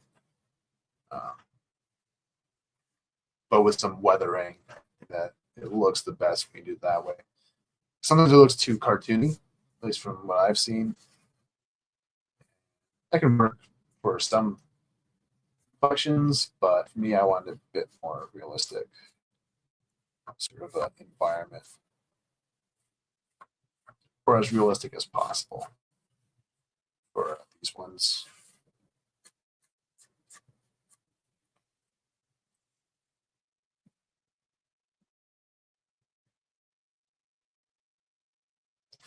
Okay, I think that's good enough.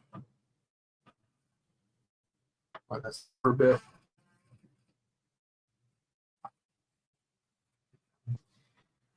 And move you over.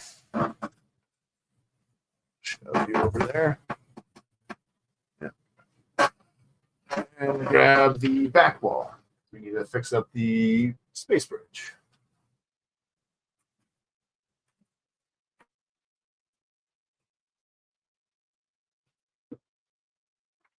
And I'll just be this guy right here. Need to work on. Grab maybe smaller sticks. Oops, it is. Good for a few things here. All right. Clean. Last thing you want to do is put a thing there. It's all painted up. The reason why I'm doing this is because I want, because the problem with Shockwave on this shelf, because this is the Shockwave shelf, but he kind of gets lost in the back truck. He's the centerpiece of the shelf. So, and the problem with him is that he has a lot of like dark purple.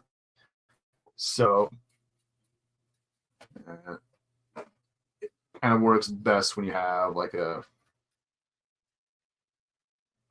brighter shade on him. How you doing? Actually, I don't think I need the smaller brush. Should be good here. Not gonna worry about the black areas there. Just leave that as it is.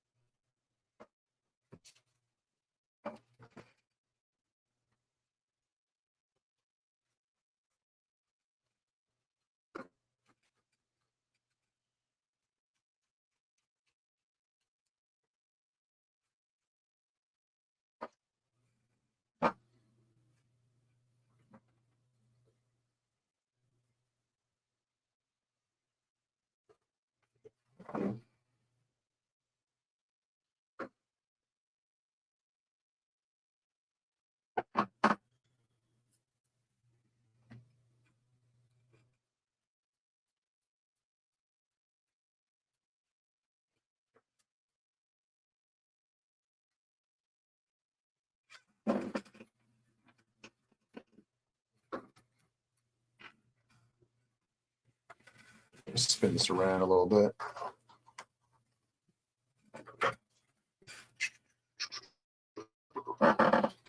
Go other side.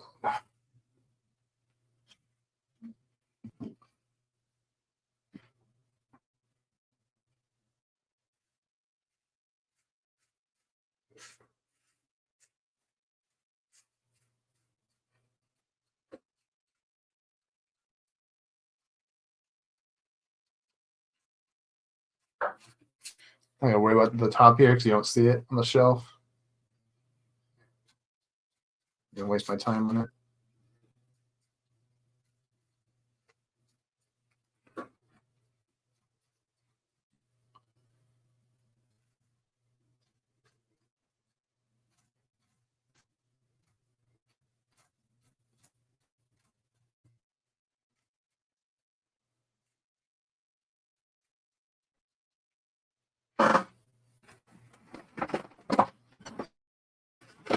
And I'll grab this side.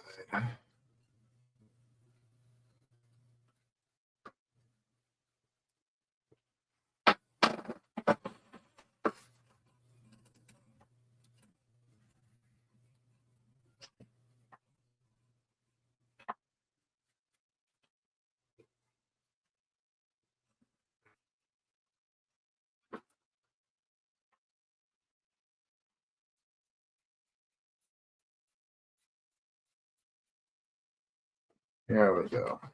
Actually, I kind of like that. Just that way.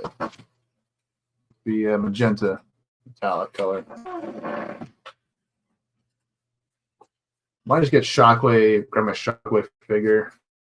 Just kind of see how I like it. See how it contrasts. Just tidy up. Paint, but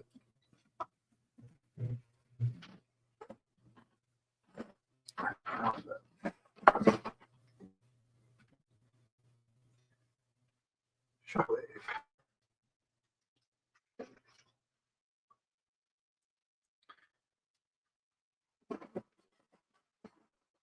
Into the paint. Actually, that works. Just trying to see. Yeah. I think I might just keep that the way it is. I like that. And there's my Cloud9 Shockwave figure. So very big, beefy guy. I love him. It's awesome. So for this one, I think I'm just gonna keep this color. However, I think for the bottom base layer, we'll do the purple on top of that. So while we're waiting for that to dry, we can move on to finishing up the lagoon sidewalls. So I'm gonna put this back on. Actually, probably put this on the basement on the back in the shelf now. Pretty much done with it.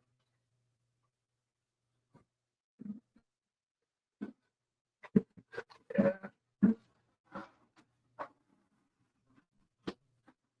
Looking really cool. The shelf. Just leave that for now.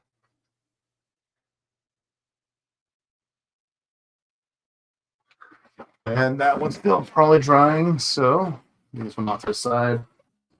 Get back to our volcano.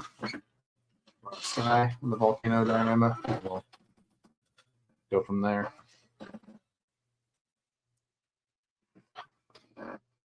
Hopefully we can get started on the icon city. Let's go away.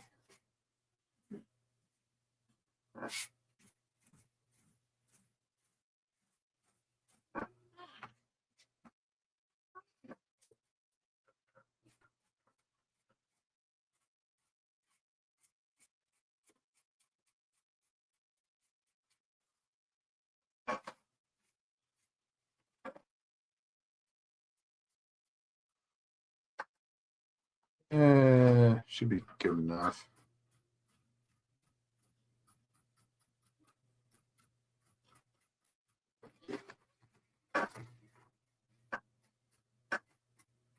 Also do clouds to fix it up, but yeah.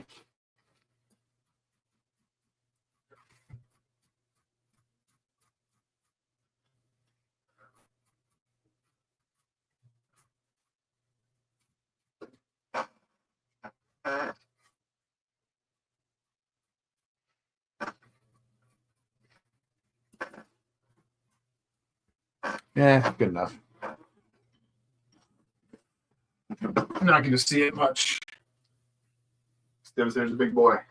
So I'm done with this one.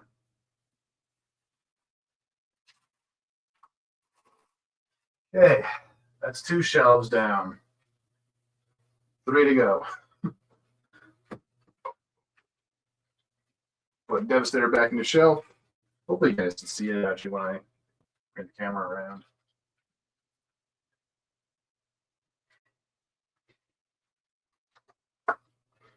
But there we go. There's Devastator all back in its home. So yeah, and with the oil rig done, so now we're going to work on getting these sidewalls for the lagoon fixed up. So we'll do the grass layer first, and then we'll do some of the details last. I think that's how we're going to do this one. No, wait. Got to do the mountains first. Be responsible. Because you got to do the details and stuff like that down pat. Like that. And actually use a khaki. Not going to do too much, just enough to kind of get the details across.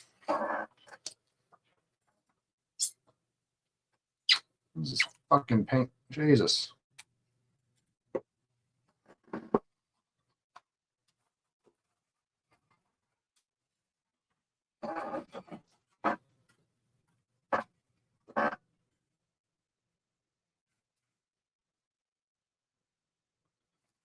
That.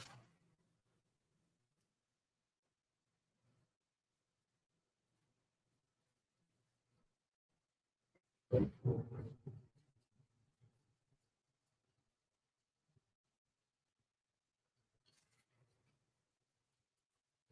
not going to do too much. Just going to get some little dry brushing done, and that's it.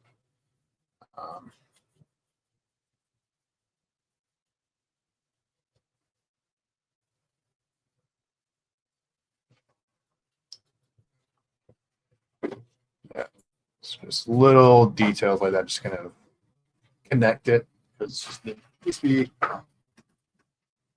simple because we're just adding an extra layer to kind of extend the shelf or the sidewall.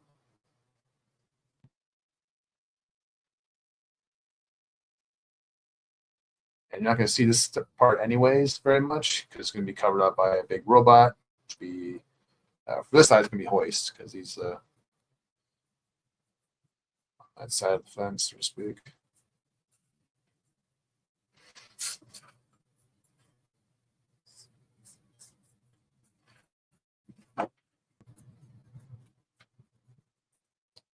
There's also trees that kind of go in this spot as well in the corner. It's a big forest type environment. So we can do that. Then we can do some green real quick. Use grass green. All right.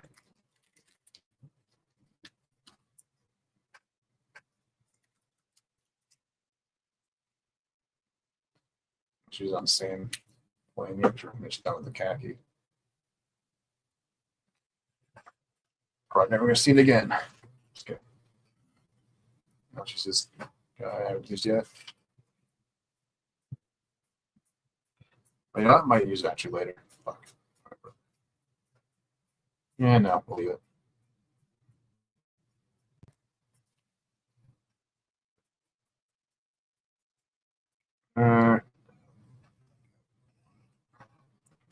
Be a responsible artist, so to speak.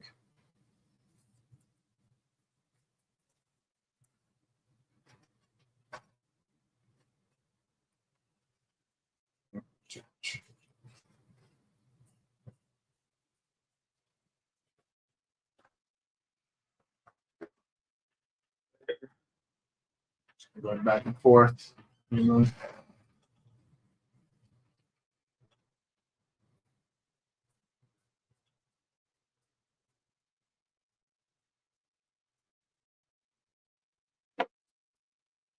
Oh, that's a lime green. Okay. Yeah, fuck it. Just trying to figure out what color the green was there. So we could probably finish up pretty quickly.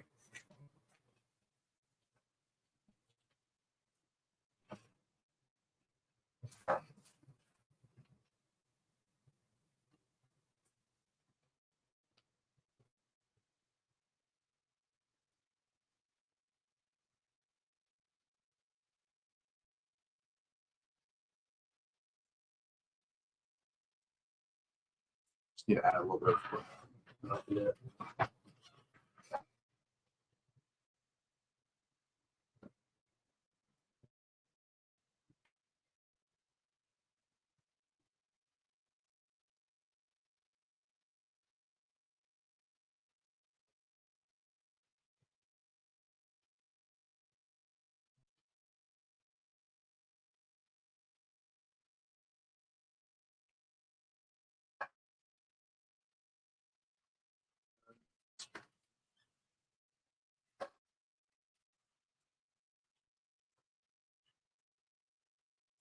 Just need a little bit brown.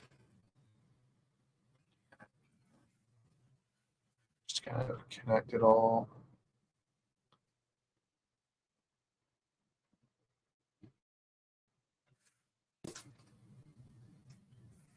Maybe 100% exact same colors. It's going to be, like I said, not going to be very visible on the shelf.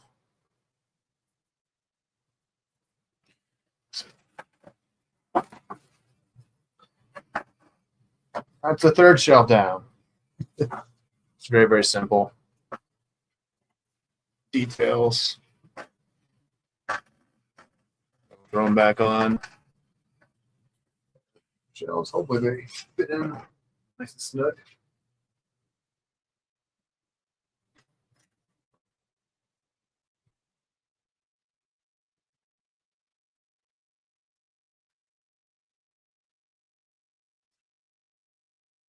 Nice.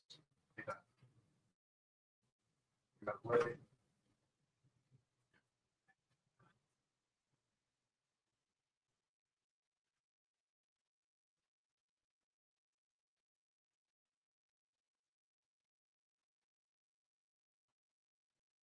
All right, 3 shelves down, 2 to go. That's just going to be the icon and the shockwave shelf. The shockwave shelf should be done pretty quickly. So, like I said, I just need that one area to be kind of touched up. Drop you guys my water cup there. This is garbage right now. Is there a second plate beneath? Oh, okay. It's a little thick. Let's see.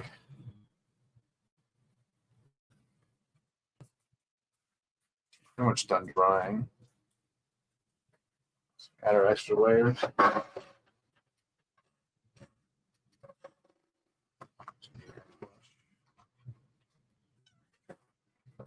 And we'll grab our metallic purple.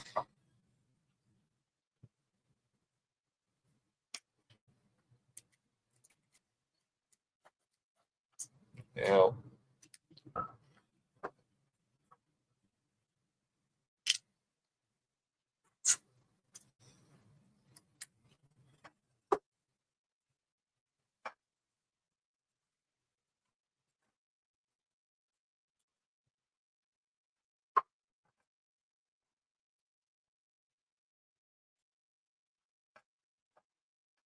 Push the bottom of the plate's clean.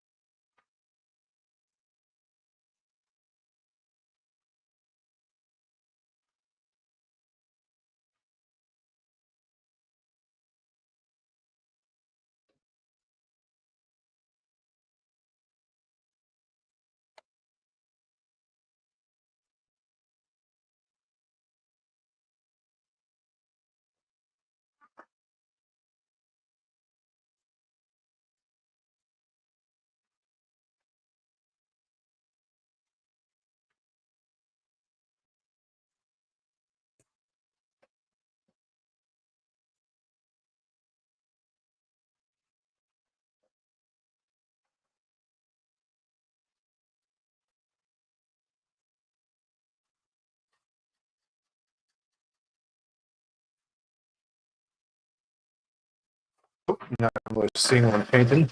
Hold on. Thanks, Damon. Appreciate it. Yeah, 3 dioramas done. They're all tidied up. So it's just the shockwave shelf right here, what we're doing, which is almost done. Just need to fix up this one like little middle section here. And I can move on to the icon diorama, which is going to be a bit more involved. I probably should have started earlier, but got my hands full. Only have 2 hands. Okay, I'm just gonna let that sit for a minute. Just want to kind of thin out the paint. So there's not too much.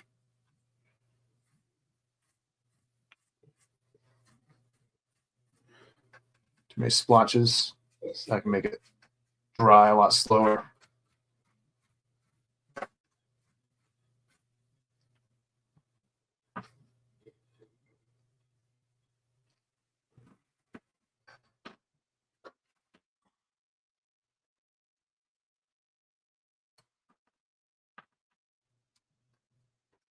Just leave that for a minute.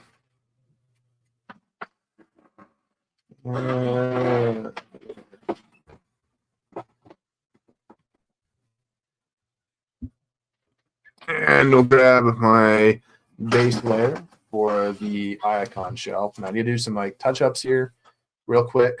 Start some like little things that kind of got moved. Now you'll kind of notice this icon shelf got resized to fit a skinny belly because I did that in order to fit because it used to fit on the very bottom shelf. I'll show real quick. It used to fit on that very, very bottom shelf right there. But I decided to move it out and resize it because that's where I want to put protective bots, and then aerial bots go on top of that for that bookcase, and that'll kind of be the end of season 1 and 2 for the Autobot shelves. And because of fembots, there are only a few of them. There's only like 4 major characters from that team in the cartoon, and they're very skinny characters and they're not very big. They don't take up too much space. So it made more sense to kind of just give them a smaller shelf as opposed to protective bots and aerial bots, which take up a lot of space because they're big boys. Now, I originally wanted to put them in that shelf right up there where Hound is.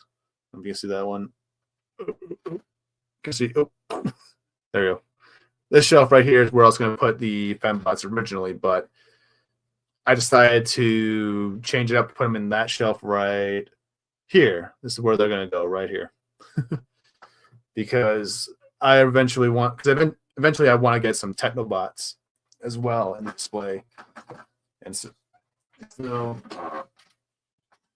and that would be that's the only shelf that Technobots would ever fit, properly scaled ones anyways. So with that. Before we can do any metallic paint, I want to just get like a nice. Just need to clean up some of the white foam here for the most part. And then we can start doing the fun stuff. So we'll start by tightening the shelf. Fun stick. Because I kind of ripped some of the foam. I was moving it. So kind of just go over it.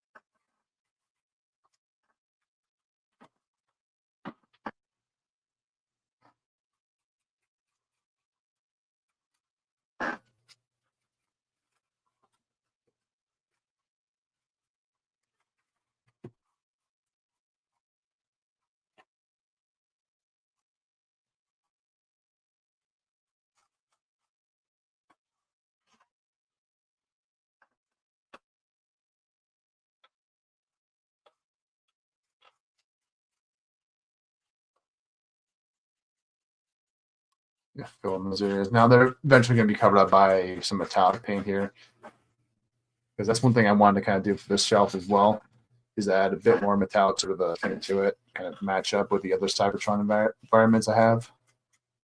So that's what we're doing. Let's grab the edges here actually. They might be seen. You never know by the naked eye.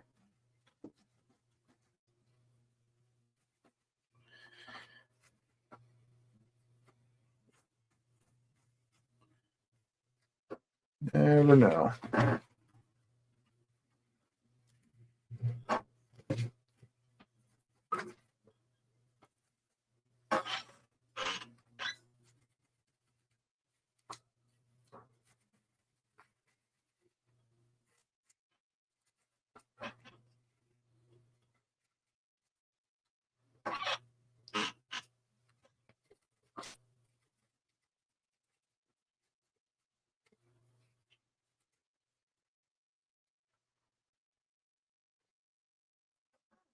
Yeah, good enough.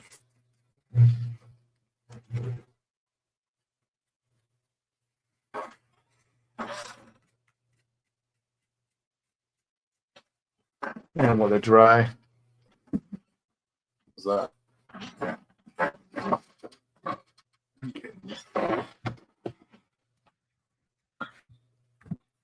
Now, what I also wanted to do for this diorama is actually kind of touch up the buildings a bit, give them a bit more life to them. They do kind of get lost in the background, so I want to add some like lighter shades of blue to these guys. Thing there, so grab feel lavender. That was lavender. Get a nice bright purple going. What the fuck is that? That's why I gotta do a test ooze out. There's like weird liquidy shit coming out of the paint there.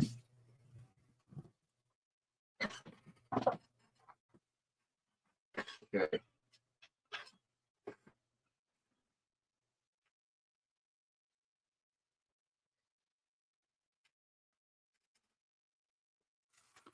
I'm just gonna use this to get the edges mostly.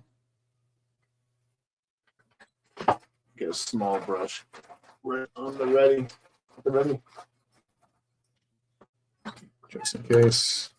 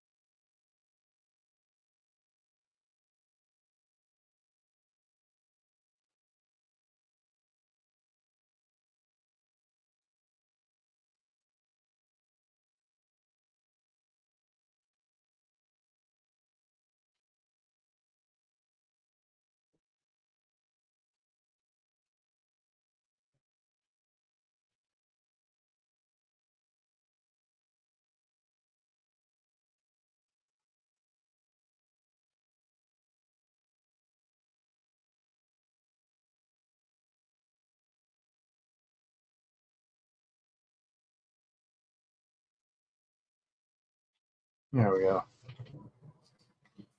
Just want to do some little touch-ups to the buildings here.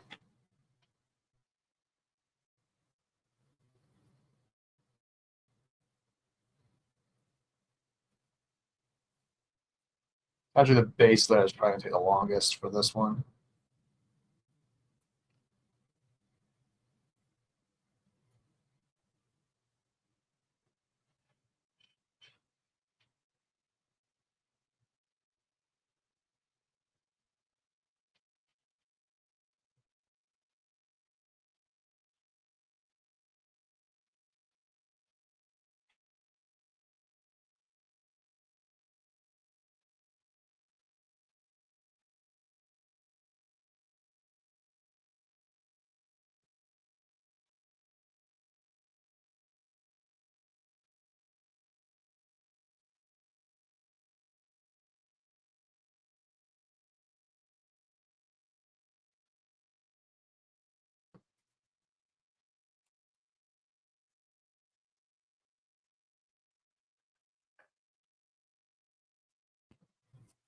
Those little things like that just kind of make the buildings pop out more.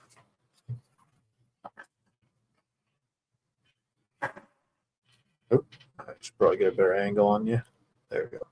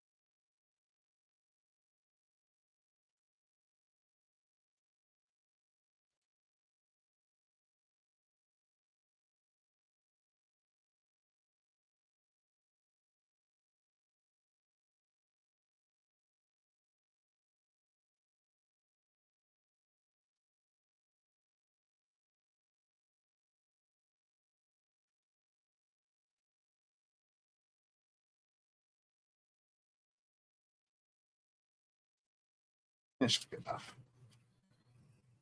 And I'll grab this one.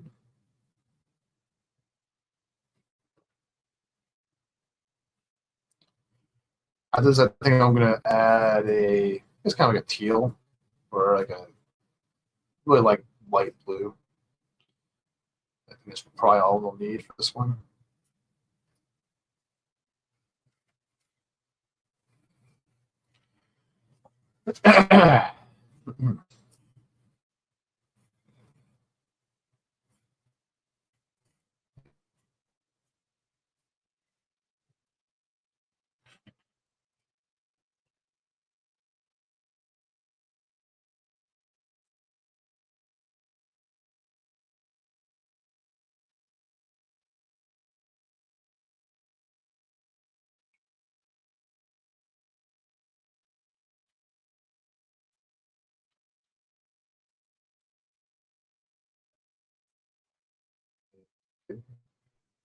This is one little one in the background. That should be it for the side.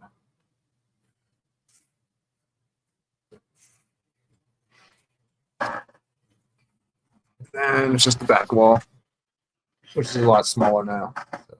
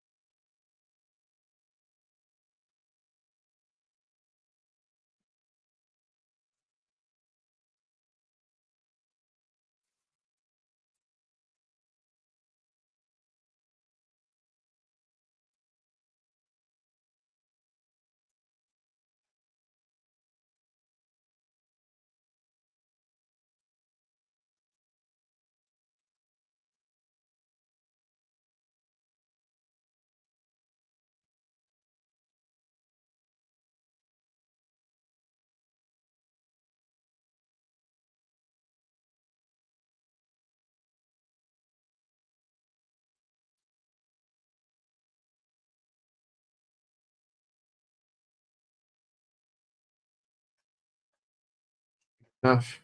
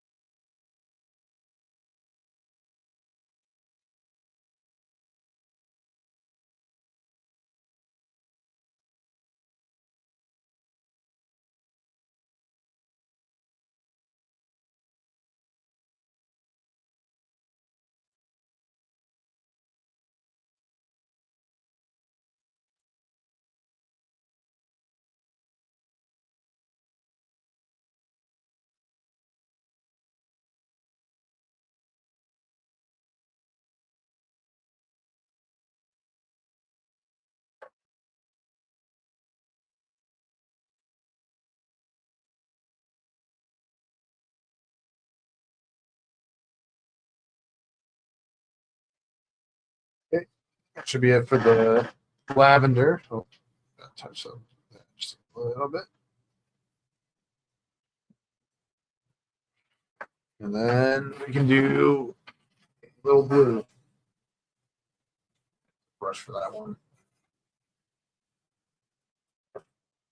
That'll be it.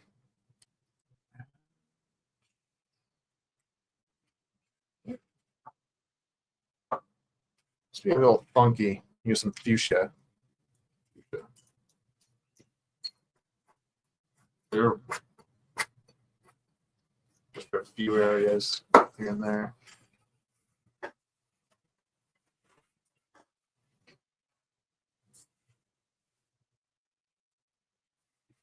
Let's get funky.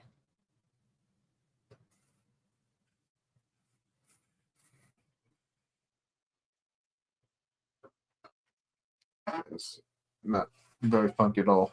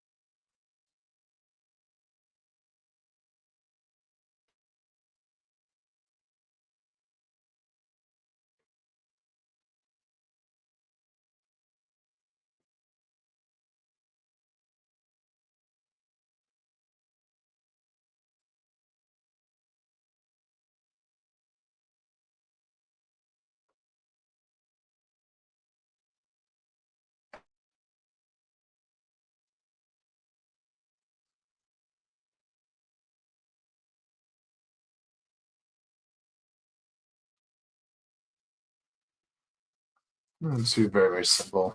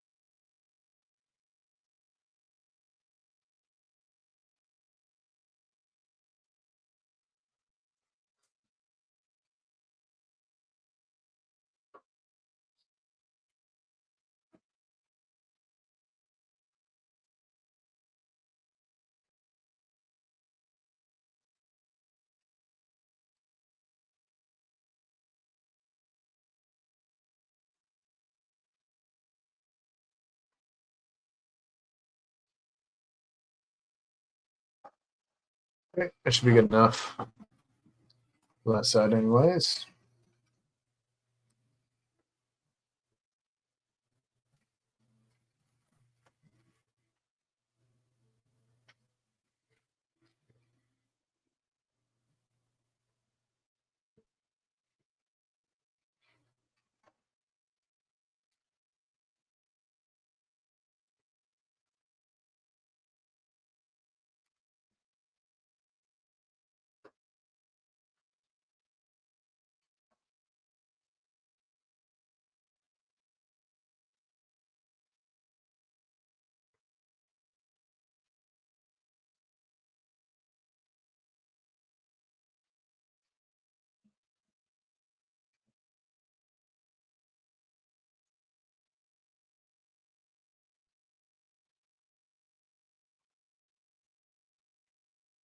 Just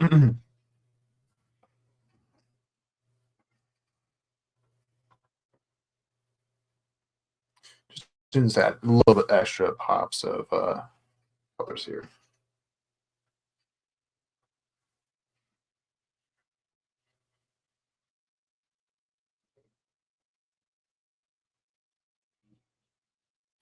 $2.20, so doing pretty well. Not too sure how much we can get down in the base today. Might have to save that for another stream or something. Or just do it off camera. Still haven't really decided what I'll be doing for Christmas this year for the channel. I think I might just try might just do like what I did last year, just do one big, or for what I did for Halloween, just do like one main piece for Christmas this year. Just had enough time to really plan things out this year. Busy boy. Very, very busy.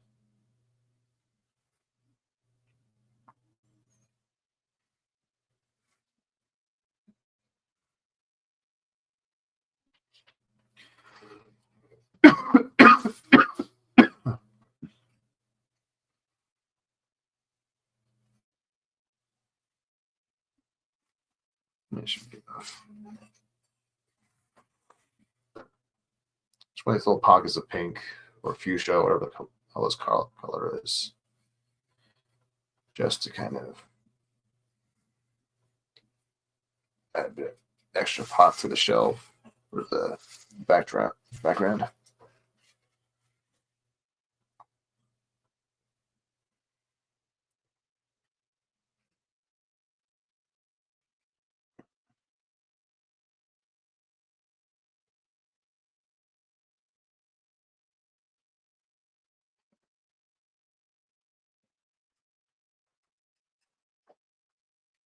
Quick check.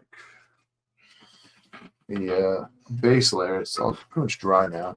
So we'll probably go in and get all metallic up.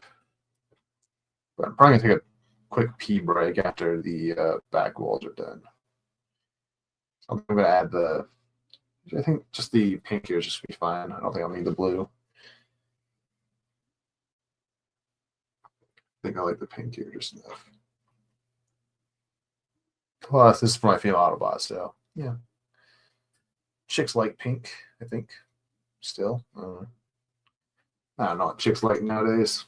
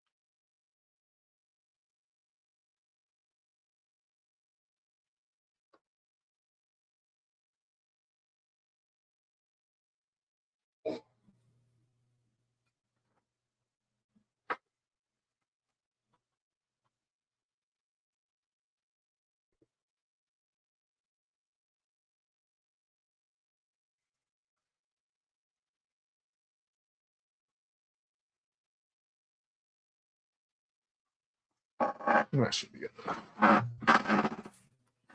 Less is usually more.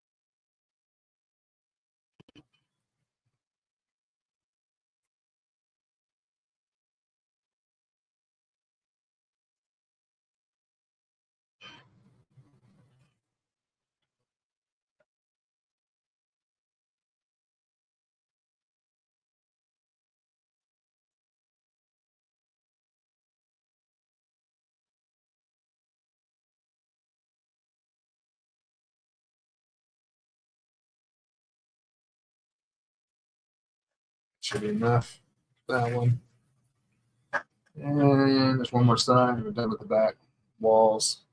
We can do the base layer. So I think we'll do the base layer, or our next layer, paint for the base layer, and then we'll do a bathroom break.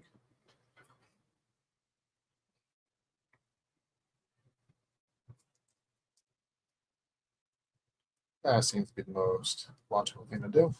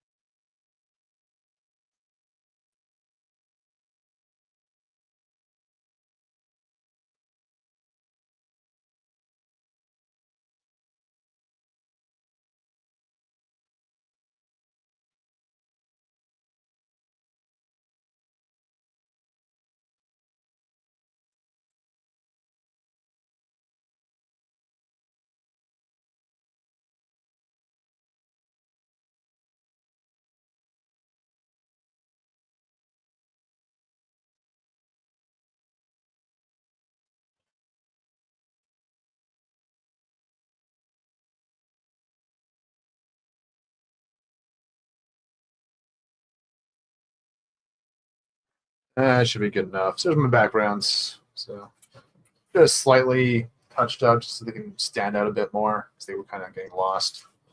So go put the back one in at least.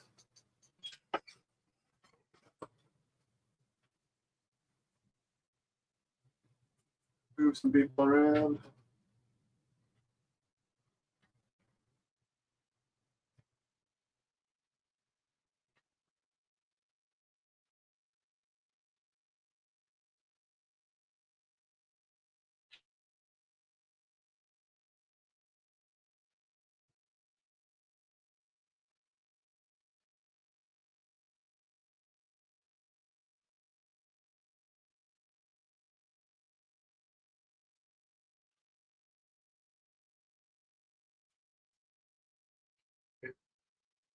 And then I'll kind of just leave the side walls off to the side. And I'll do a little bit of work on the shockwave shelf in a minute. Just want to check on that one real quick. Mess around.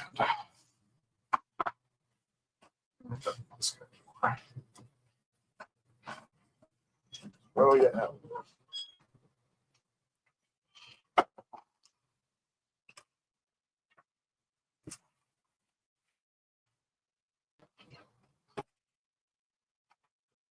Okay, just want to check on this one.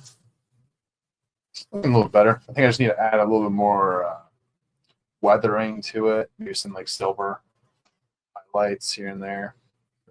I'll do that one, this one first, real quick.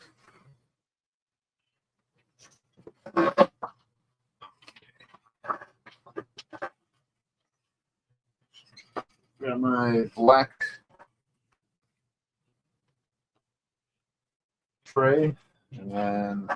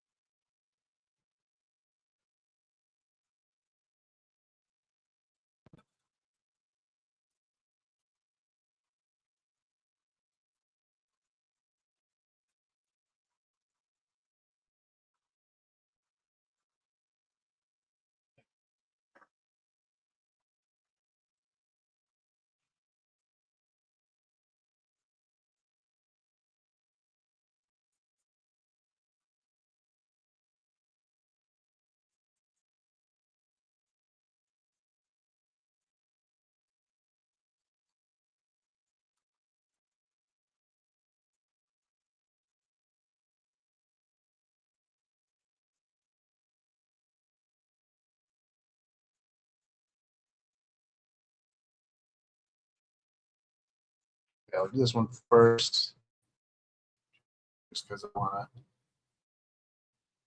to get this shelf out of the way.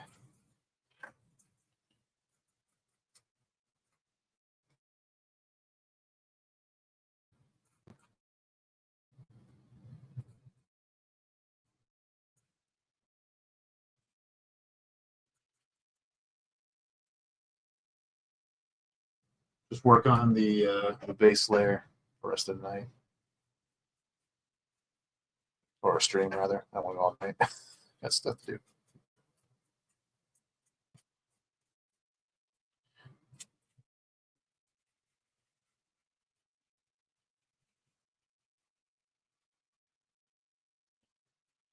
Well, I've made pretty good progress today, and it's only 2 o'clock, so our third hour coming up pretty soon. So.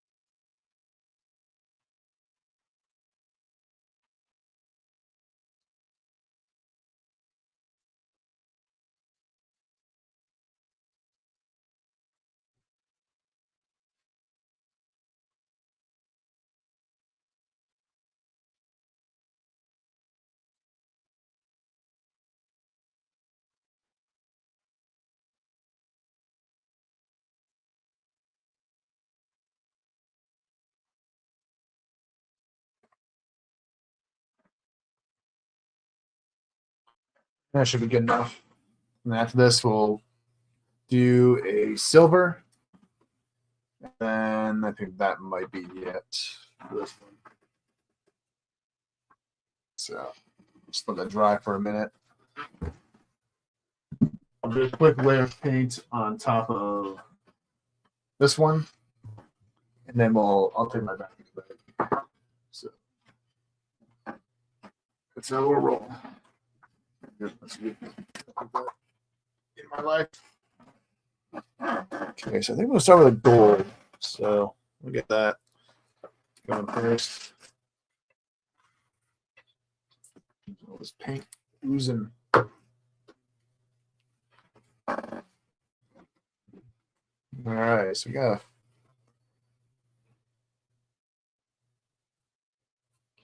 identify our spots. So we want to put gold right here and right here. And then do this.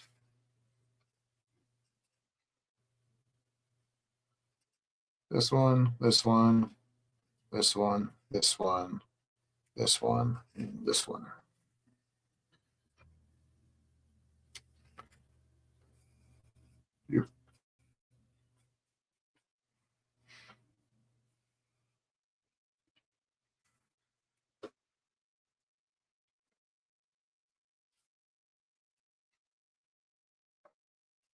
then we'll do bronze for the other sides.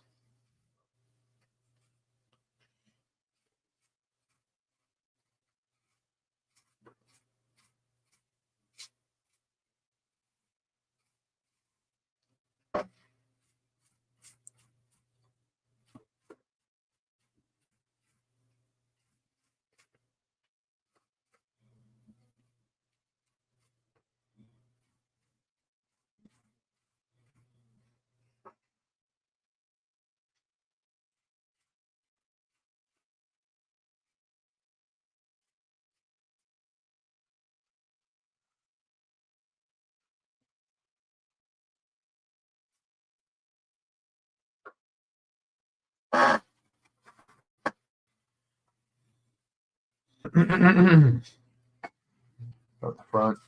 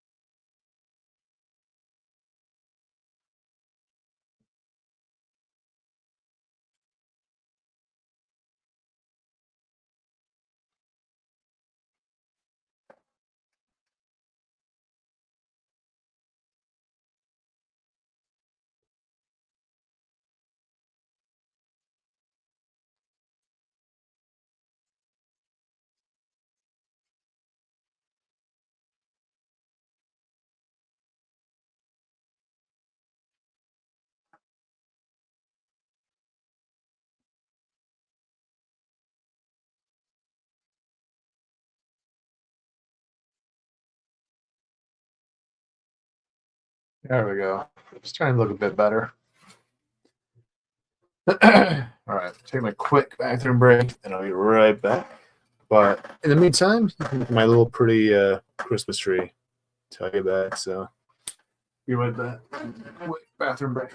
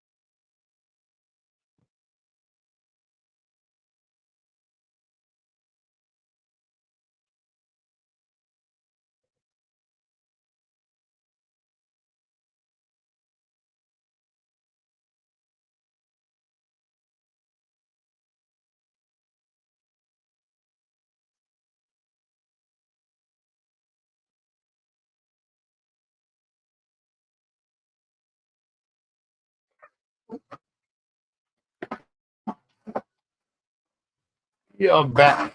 And I'll let the gold still dry and stuff. Put off to the side. Work on this guy. We'll just add a little bit of the silver to it.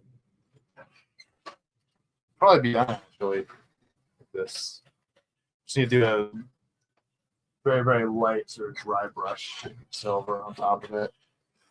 Just kind of give that premium, not premium, but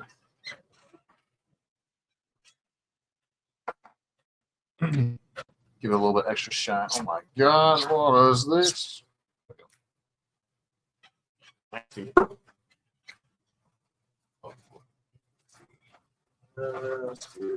Oops.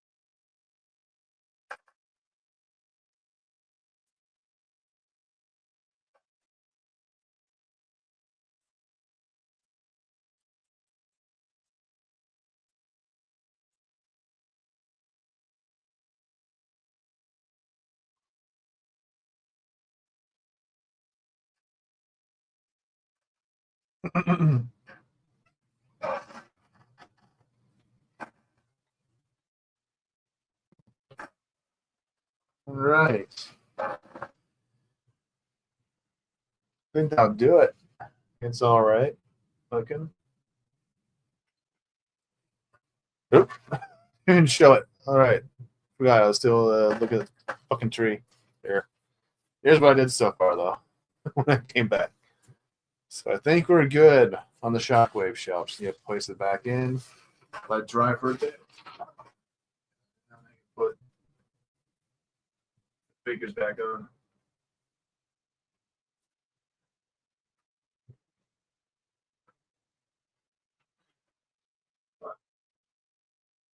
Diorama is finished. Got one more to go. What the fuck are you doing?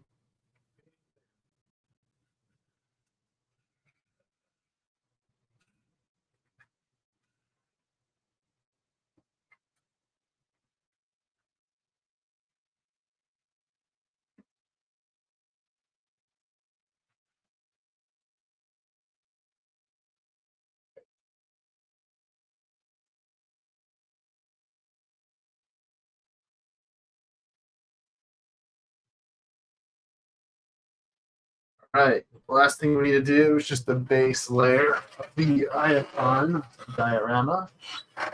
And as we're kind of waiting for the gold to dry, we can do some bronze. So, you don't need you. Through there. I like doing the smaller dioramas with less space. What the fuck is that? Jesus.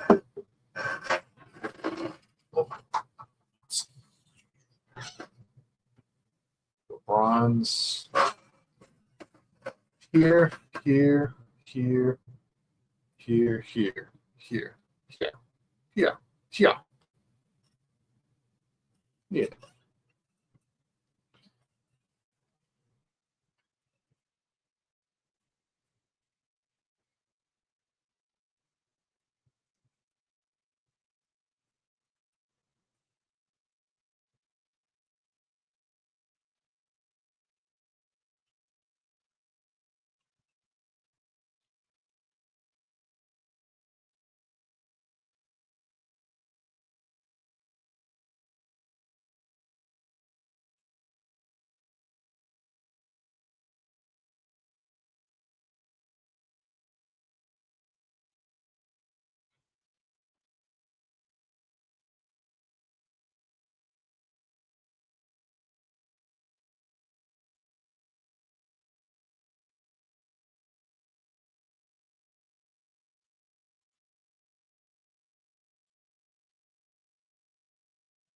It might come back in with a copper, but that's somewhere.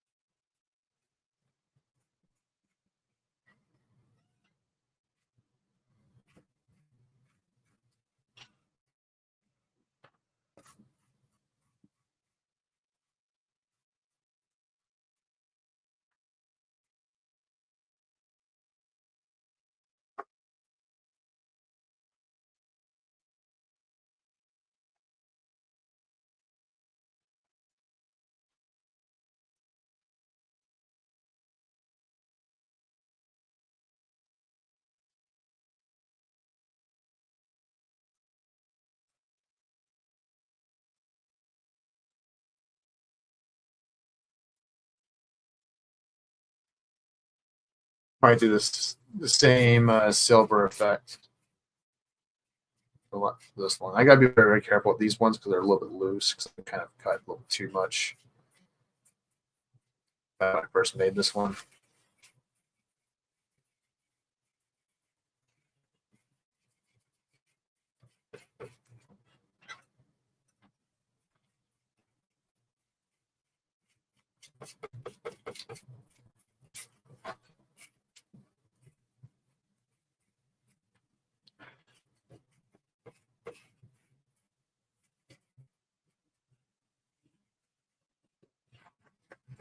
Tidy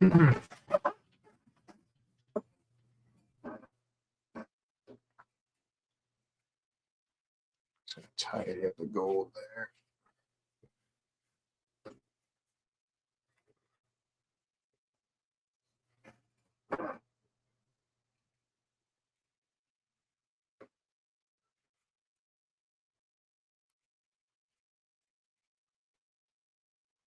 I think I like the. I want to do bronze instead. Copper. Need bronze at there.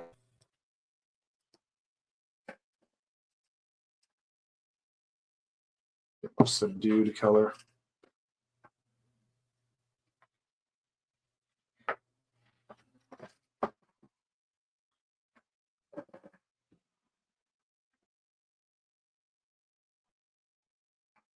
Oh, shit.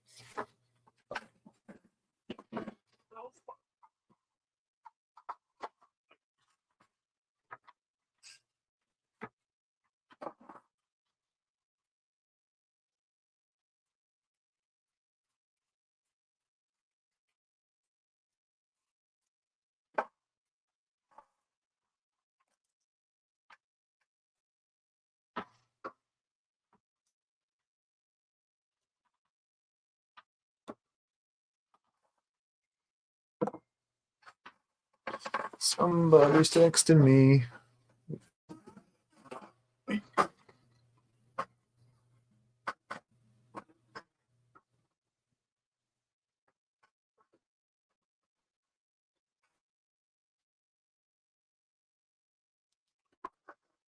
Okay. Let's see. Well, I think I'll try a different shade of gold. I'll let this dry.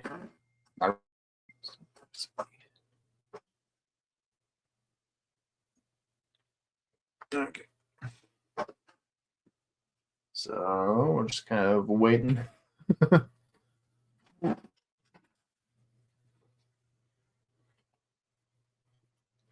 Yeah, we'll try.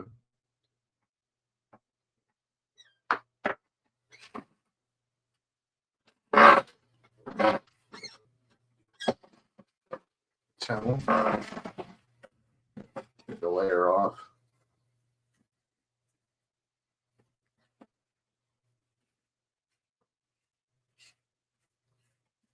No, I really like the copper look.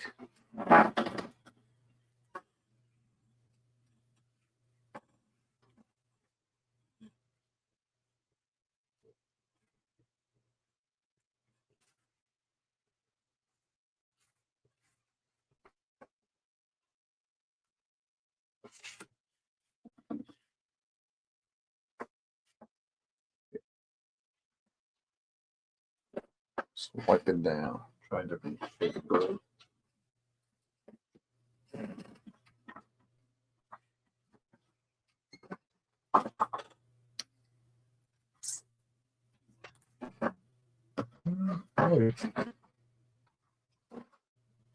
We're running out of sponge sticks, so let's try what.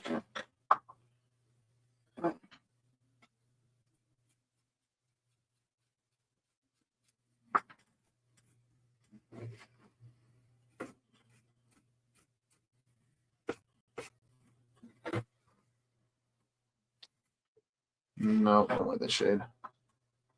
Okay, we'll do bronze.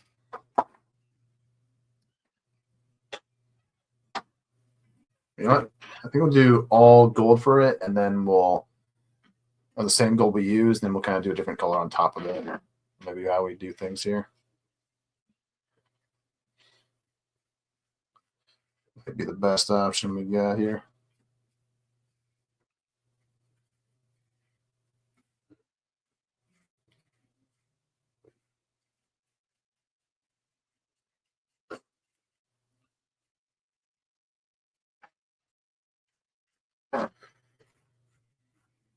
Just kind of like all the gold. It'll pop really nicely on the shelf, especially when you have like a purple background. It's the right choice.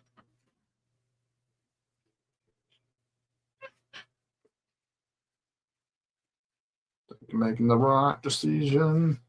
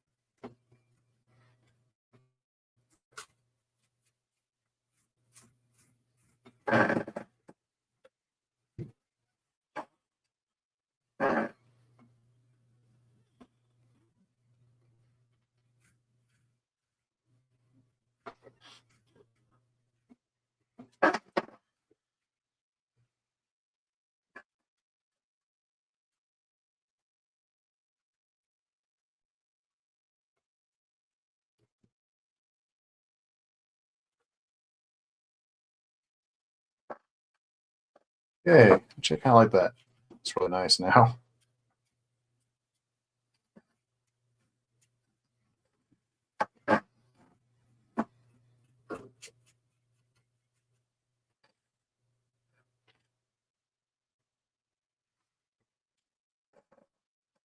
There we go. We're getting somewhere. Hey, Lasky Jeff. How's it going, man? We're getting close to the end. Just need to do some dry brushing here. This is all finished drying. It's a word salad. Yeah, I did a lot of work today.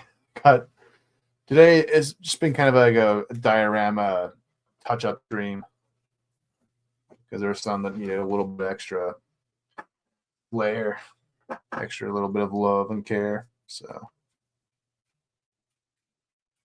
we're finally on the last one. So we get the back and sidewalls done. So just this layer left to kind of touch up.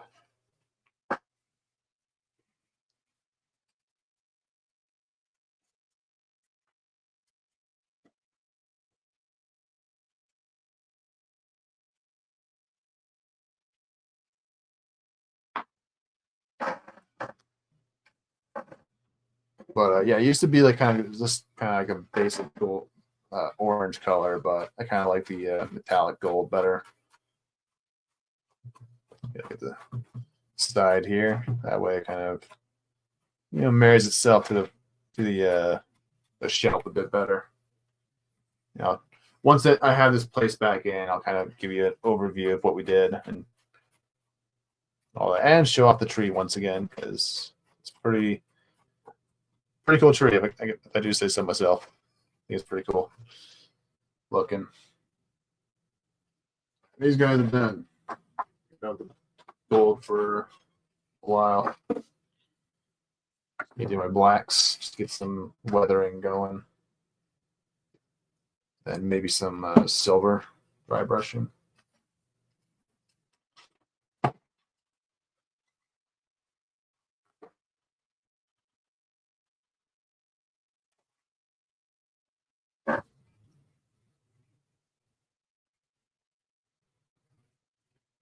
And we'll start from the back. Take a little more off. Speak.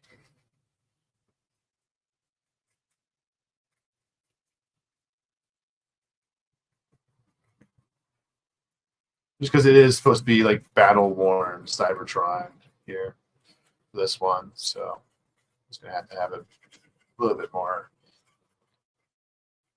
weathering to it. Now, ideally, you could do this kind of stuff with like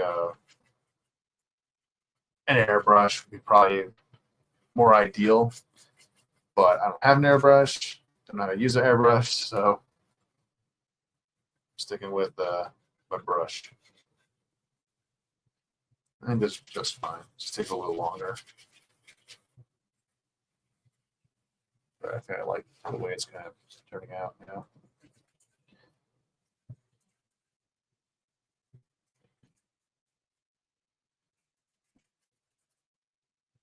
Yeah, I also did this stream today because I wanted to kind of test out the new setup here because it's a little bit different setup. You wouldn't probably notice unless you saw the background. Because long story short, I used to have for these streams anyways, particular for that matter, they used to be at a very awkward angle for me. So now I'm in a more comfortable sort of position to do some diorama work now. So the way I kind of changed my setup a bit for the past couple months. So, yeah, all is well in the world. I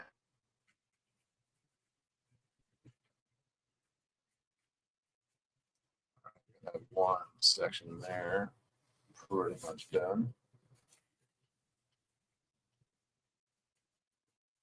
The corner. Airbrush can do cool, especially with the machines, but it's expensive and messy. Yeah, that's kind of why I didn't want to do it. I don't know how an airbrush works, and I heard it's expensive and stuff. Like all the effects I can do with an airbrush, I can probably get for the most part with the regular brush here. So.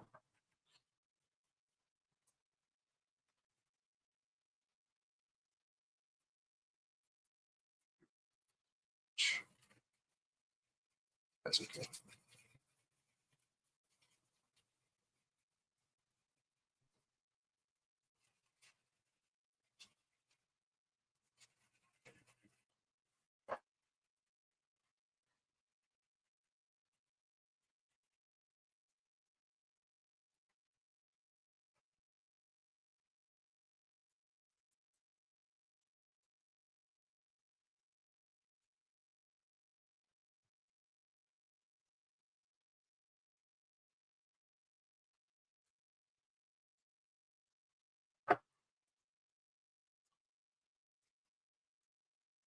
Okay.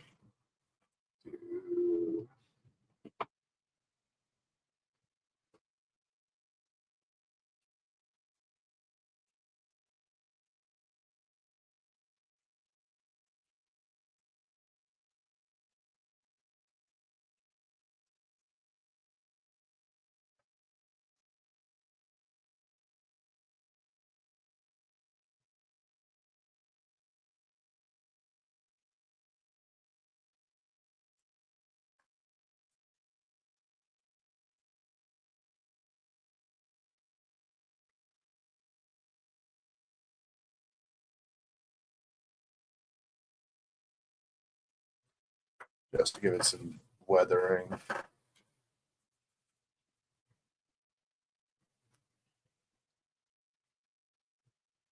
have to do too much.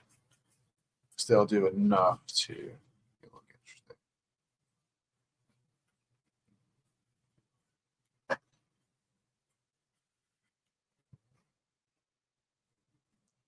It used to just be like this really less than pleasing looking orange color that I just didn't like at all. So now it's looking a lot more prettier. I'm gonna bigger brush. Bigger the better, so to speak.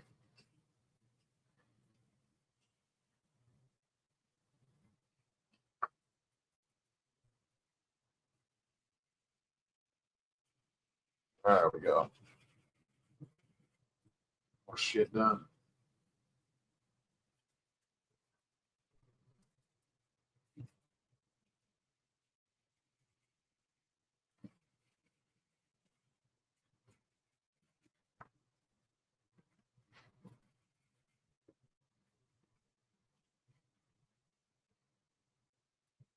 Too much.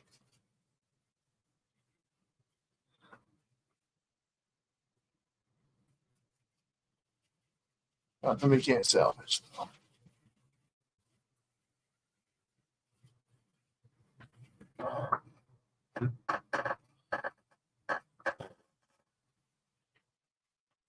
What's wrong with orange? I'm fine on orange, yeah. It was just too, it's a weird orange color. It was just weird looking. This pumpkin spice color didn't look right on the shelf. The longest time I've been trying to get rid of it, or planning to get rid of that stupid color. Now it's all gold and shiny and better looking.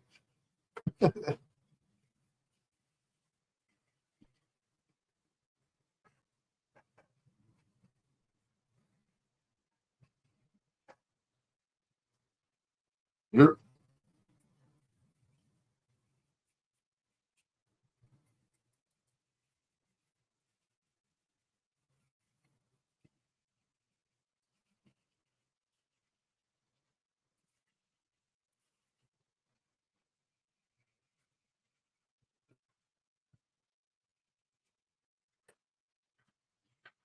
Okay, that should be it for the blacks.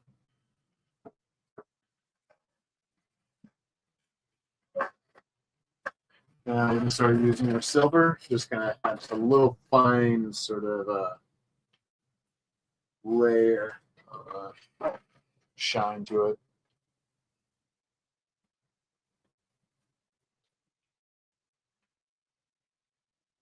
Just take my brush, take a good bit off. That's why I brought my ripped up pants. These are my paintings. Too much.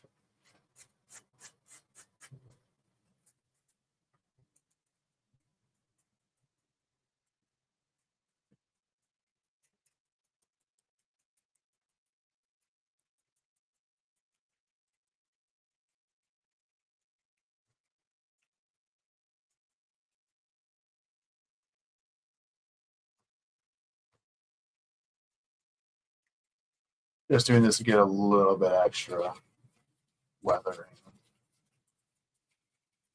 Looks natural as much as I can. Oop. And the way you do that is you just dip your brush in like a color and some paint, then you just like take a good amount of it off of it with a towel. And get these like little, you can't really see it very well, but it's just kind of like very subtle bits of weathering going down.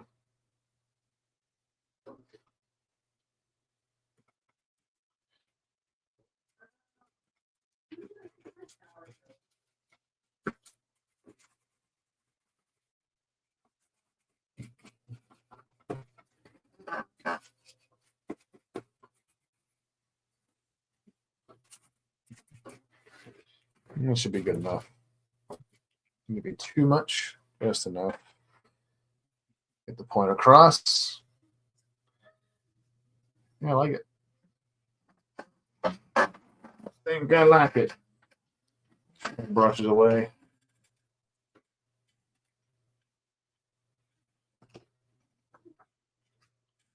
My little cut there, and done. Actually, first I need to do my lines. I have to fix them up a bit. I need to grab a pen or brush pen. Find one. So far away.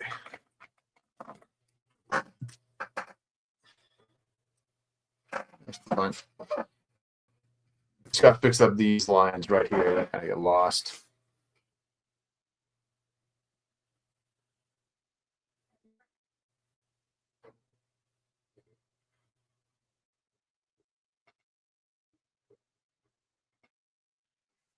Okay.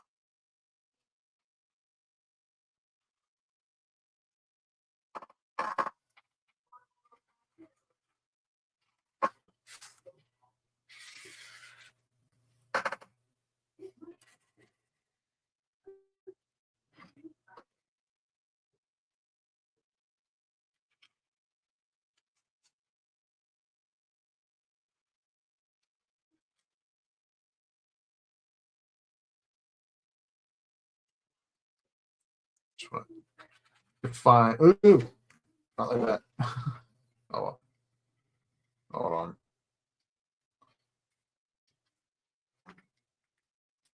Define these lines a bit.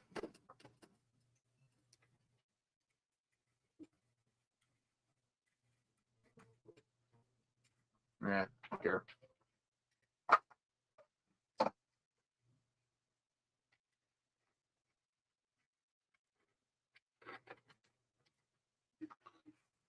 It's all good. There'll be a bunch of bots in here. I'll cover it up.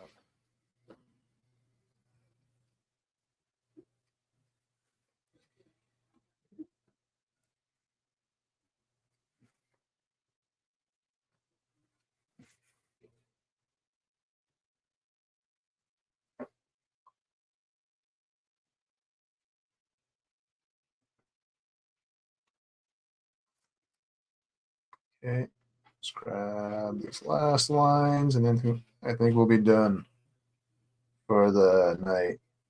Which is pretty awesome because I got a lot done today.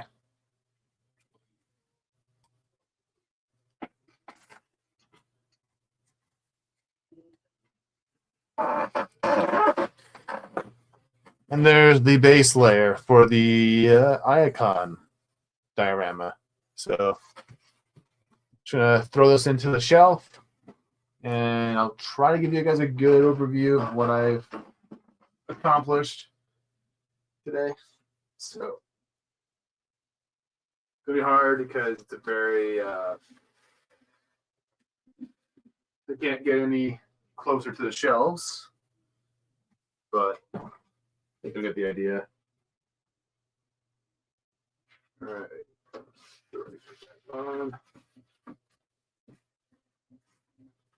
fuck is that?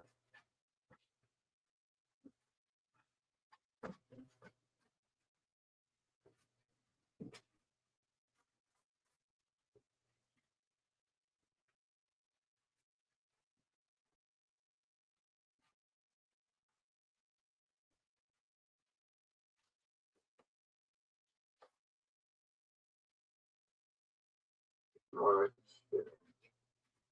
Stay here.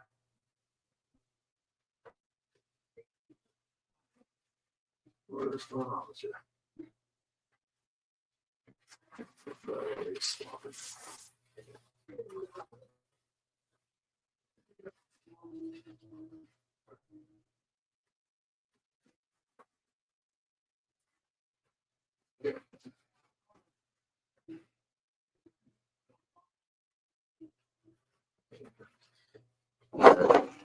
Fix something on the shelf here. It's just having trouble staying in place.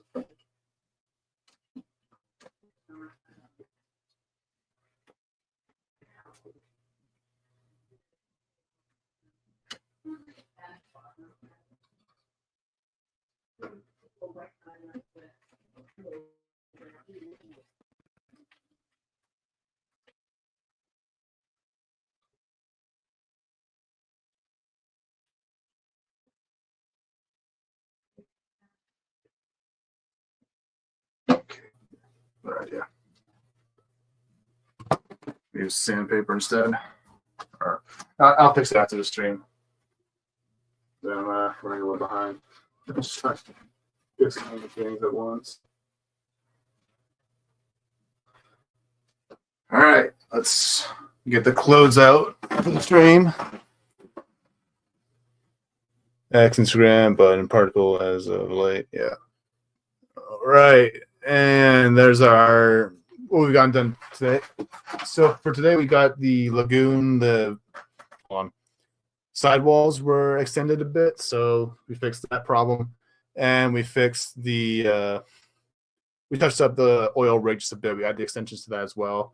We finished the arc or the icon one right there, and then we fixed up the Devastator and Shockwave shelves. So yeah, and there's my tree. There's my little Transformers Christmas tree. So yeah, got it all put together this morning actually. So it's pretty awesome. And there's my obviously my 8 to 6 movie cast. And all my figures are kind of scattered about because I haven't put them back in yet. So, but yeah, that's gonna be it for me. I think 3 hours and 20 minutes. Holy shit! Did pretty good. Did pretty good today. I think I ended on the. Yeah, I changed the room layout a couple months ago. So yeah, just been having a lot of fun and messing around with it. Got a lot of plans for the space here, especially for this mid section here. There's a lot of ideas I've been kind of coming up with. Um, but yeah, so I got room for more big butts over there and up there. I have my Titans Tower up there for no reason. It's just there for until I get a shelf placed right here. That's where that guy's gonna go. So it's only a temporary home there. So and there's my Decepticons up there, which you can't really see very well because I'm at a very awkward angle. But yeah, I got Autobots, Decepticons, movie cast, and my tree. So yeah, those are my Transformers, and that's gonna be it for the stream today. And my last diorama stream of the year, which was just a kind of a touch-up stream, but hey. So next weekend, I'm not going to be available for streaming. I'm going to be out of town, as well as we're actually going to be celebrating Christmas a little bit earlier on the 15th because my brother and sister-in-law, they're going out of town for Christmas. And so it's kind of the only time we have available to kind of hang out. So I have an early Christmas, and also I'll be out of town for a job on Saturday. So on Saturday we're going to be out of town for a job. We're coming back. And then Sunday is where we'll have our Christmas. And then, yeah, that's kind of the plan. So no stream next week, but I might stream I'll probably be streaming the next week after. So yeah, so that's going to be it for me today. Thank you guys so much for watching, and let's go around the horn. Make sure we thank everybody for coming. So Alaska Jeff, thanks for coming in at the last minute. What's your opinion on AI art? Hold on. I'll answer this question real quick. I'm okay with it in the sense that they're not trying to make money with it. Like, you know what I mean? Like, because AI art kind of stems from real art, I think the way it works, because it takes some because the AI takes inspiration from other people's work and creates an image based on that, or based from it rather. And my problem with this is when they try to make money off that, make a profit off of that, because they're just, they're basically stealing other people's work in a way, or at least accused of someone else's work. And B, because it's lazy, like it's just lazy. So yeah. Now, obviously, because obviously if you create it just for like an entertainment purpose, that's one thing, right? If you're just trying to make a quick thumbnail for a video, that's fine. I don't really have a problem with that, where it's just like where it's not used for monetary gain. But when it is used for monetary gain, that's where I have an issue, because it's like, well, it's not really coming from you, it's not. It's just lazy. It's just, and people who claim to be like these these wizards of art, who like, it really just seems like they're just trying to see. It really just seems like they're trying to seek a lot of instant gratification. They want to be seen as artists, but they don't want to actually put in the work to be an artist. You know what I mean? They don't want to actually put in the work to actually create something that's beautiful. They just want it to be beautiful from the start, and then they get praised for it. But it's just like, I think that a lot of people kind of see through that. I think that people really do see through the AI artists. Like, I think they it really just seems, the bottom line is, it just seems like very, very attention seeking, really. That's what it really comes down to. It's not really, it doesn't come from a true like passion for art, and that's where that's my issue with AI art. It doesn't come from a place of true passion for the craft or whatever. So that's just my quick opinion on that. So go through the chat, see if there's any other questions that were asked. Hopefully I can answer real quick. But okay, no one's really asking any questions directly. So yeah, so to close off, I just want to say thank you to Alaska Jeff, Dadman, Mrs. Dadman, Riot. We had Nerd Takes, a new face on the channel, as well as Finity, the Timey Wimey Limey. Thanks for showing up, man. We had West Cagle, we had Agent Atwood, and yeah, anyone who was also lurking out there in the chat. I appreciate you being here. But yeah, I think it's gonna do it for me today. So no stream next weekend, but the next stream will probably do my, let's see, fucking schedule. See what we're doing. We'll obviously update Twitter and shit, but hold on. So there'll probably be a stream on the 21st and 28th. So I'll try to do 2 pieces for those days, and then on the 31st, if I have that day off, or 30th, depending on what the plans are, that's when I'll be doing my collection overview stream, which is where I'll be kind of going through the history of my collection, as well as showing the updated collection, kind of the way, which I'm kind of doing right now, but I have a few pieces on the way that might show up, so I'm kind of waiting before I, get updated pictures of that going. But yeah, for me, I just want to kind of do like a stream, kind of doing a big like showcase of the history of the collection, because it all kind of started in 2019 and it kind of has evolved to what we see now of my room. And so it's I think it'll be kind of a fun, little interesting sort of stream to kind of go through and kind of just talk about how it's kind of evolved over the years, So that's gonna be my plan. And so yeah, that's gonna do it for me. I've been going 3 hours, so I think I'm getting into my loopy hour. So find a clip to end us off on, and I will see you guys later. I think we're gonna end. I need to update my fucking clips. Like they're all just like, I need some new ones in here, but I think we'll just do some classics. I didn't bring my junk. Oh, no. Where's my drunk Decepticons? God damn it! All right, no drunk Decepticons this time. I think I got rid of the clip or from the library or whatever. But hold on. Okay, we'll do this one.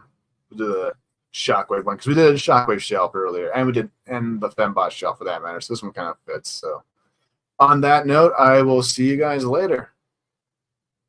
You will not escape the mighty Shockwave. Hey, mighty Shockwave, take this! Shit! You bitches! Get back here! Bye-bye! Loser! You suck! Those bitches!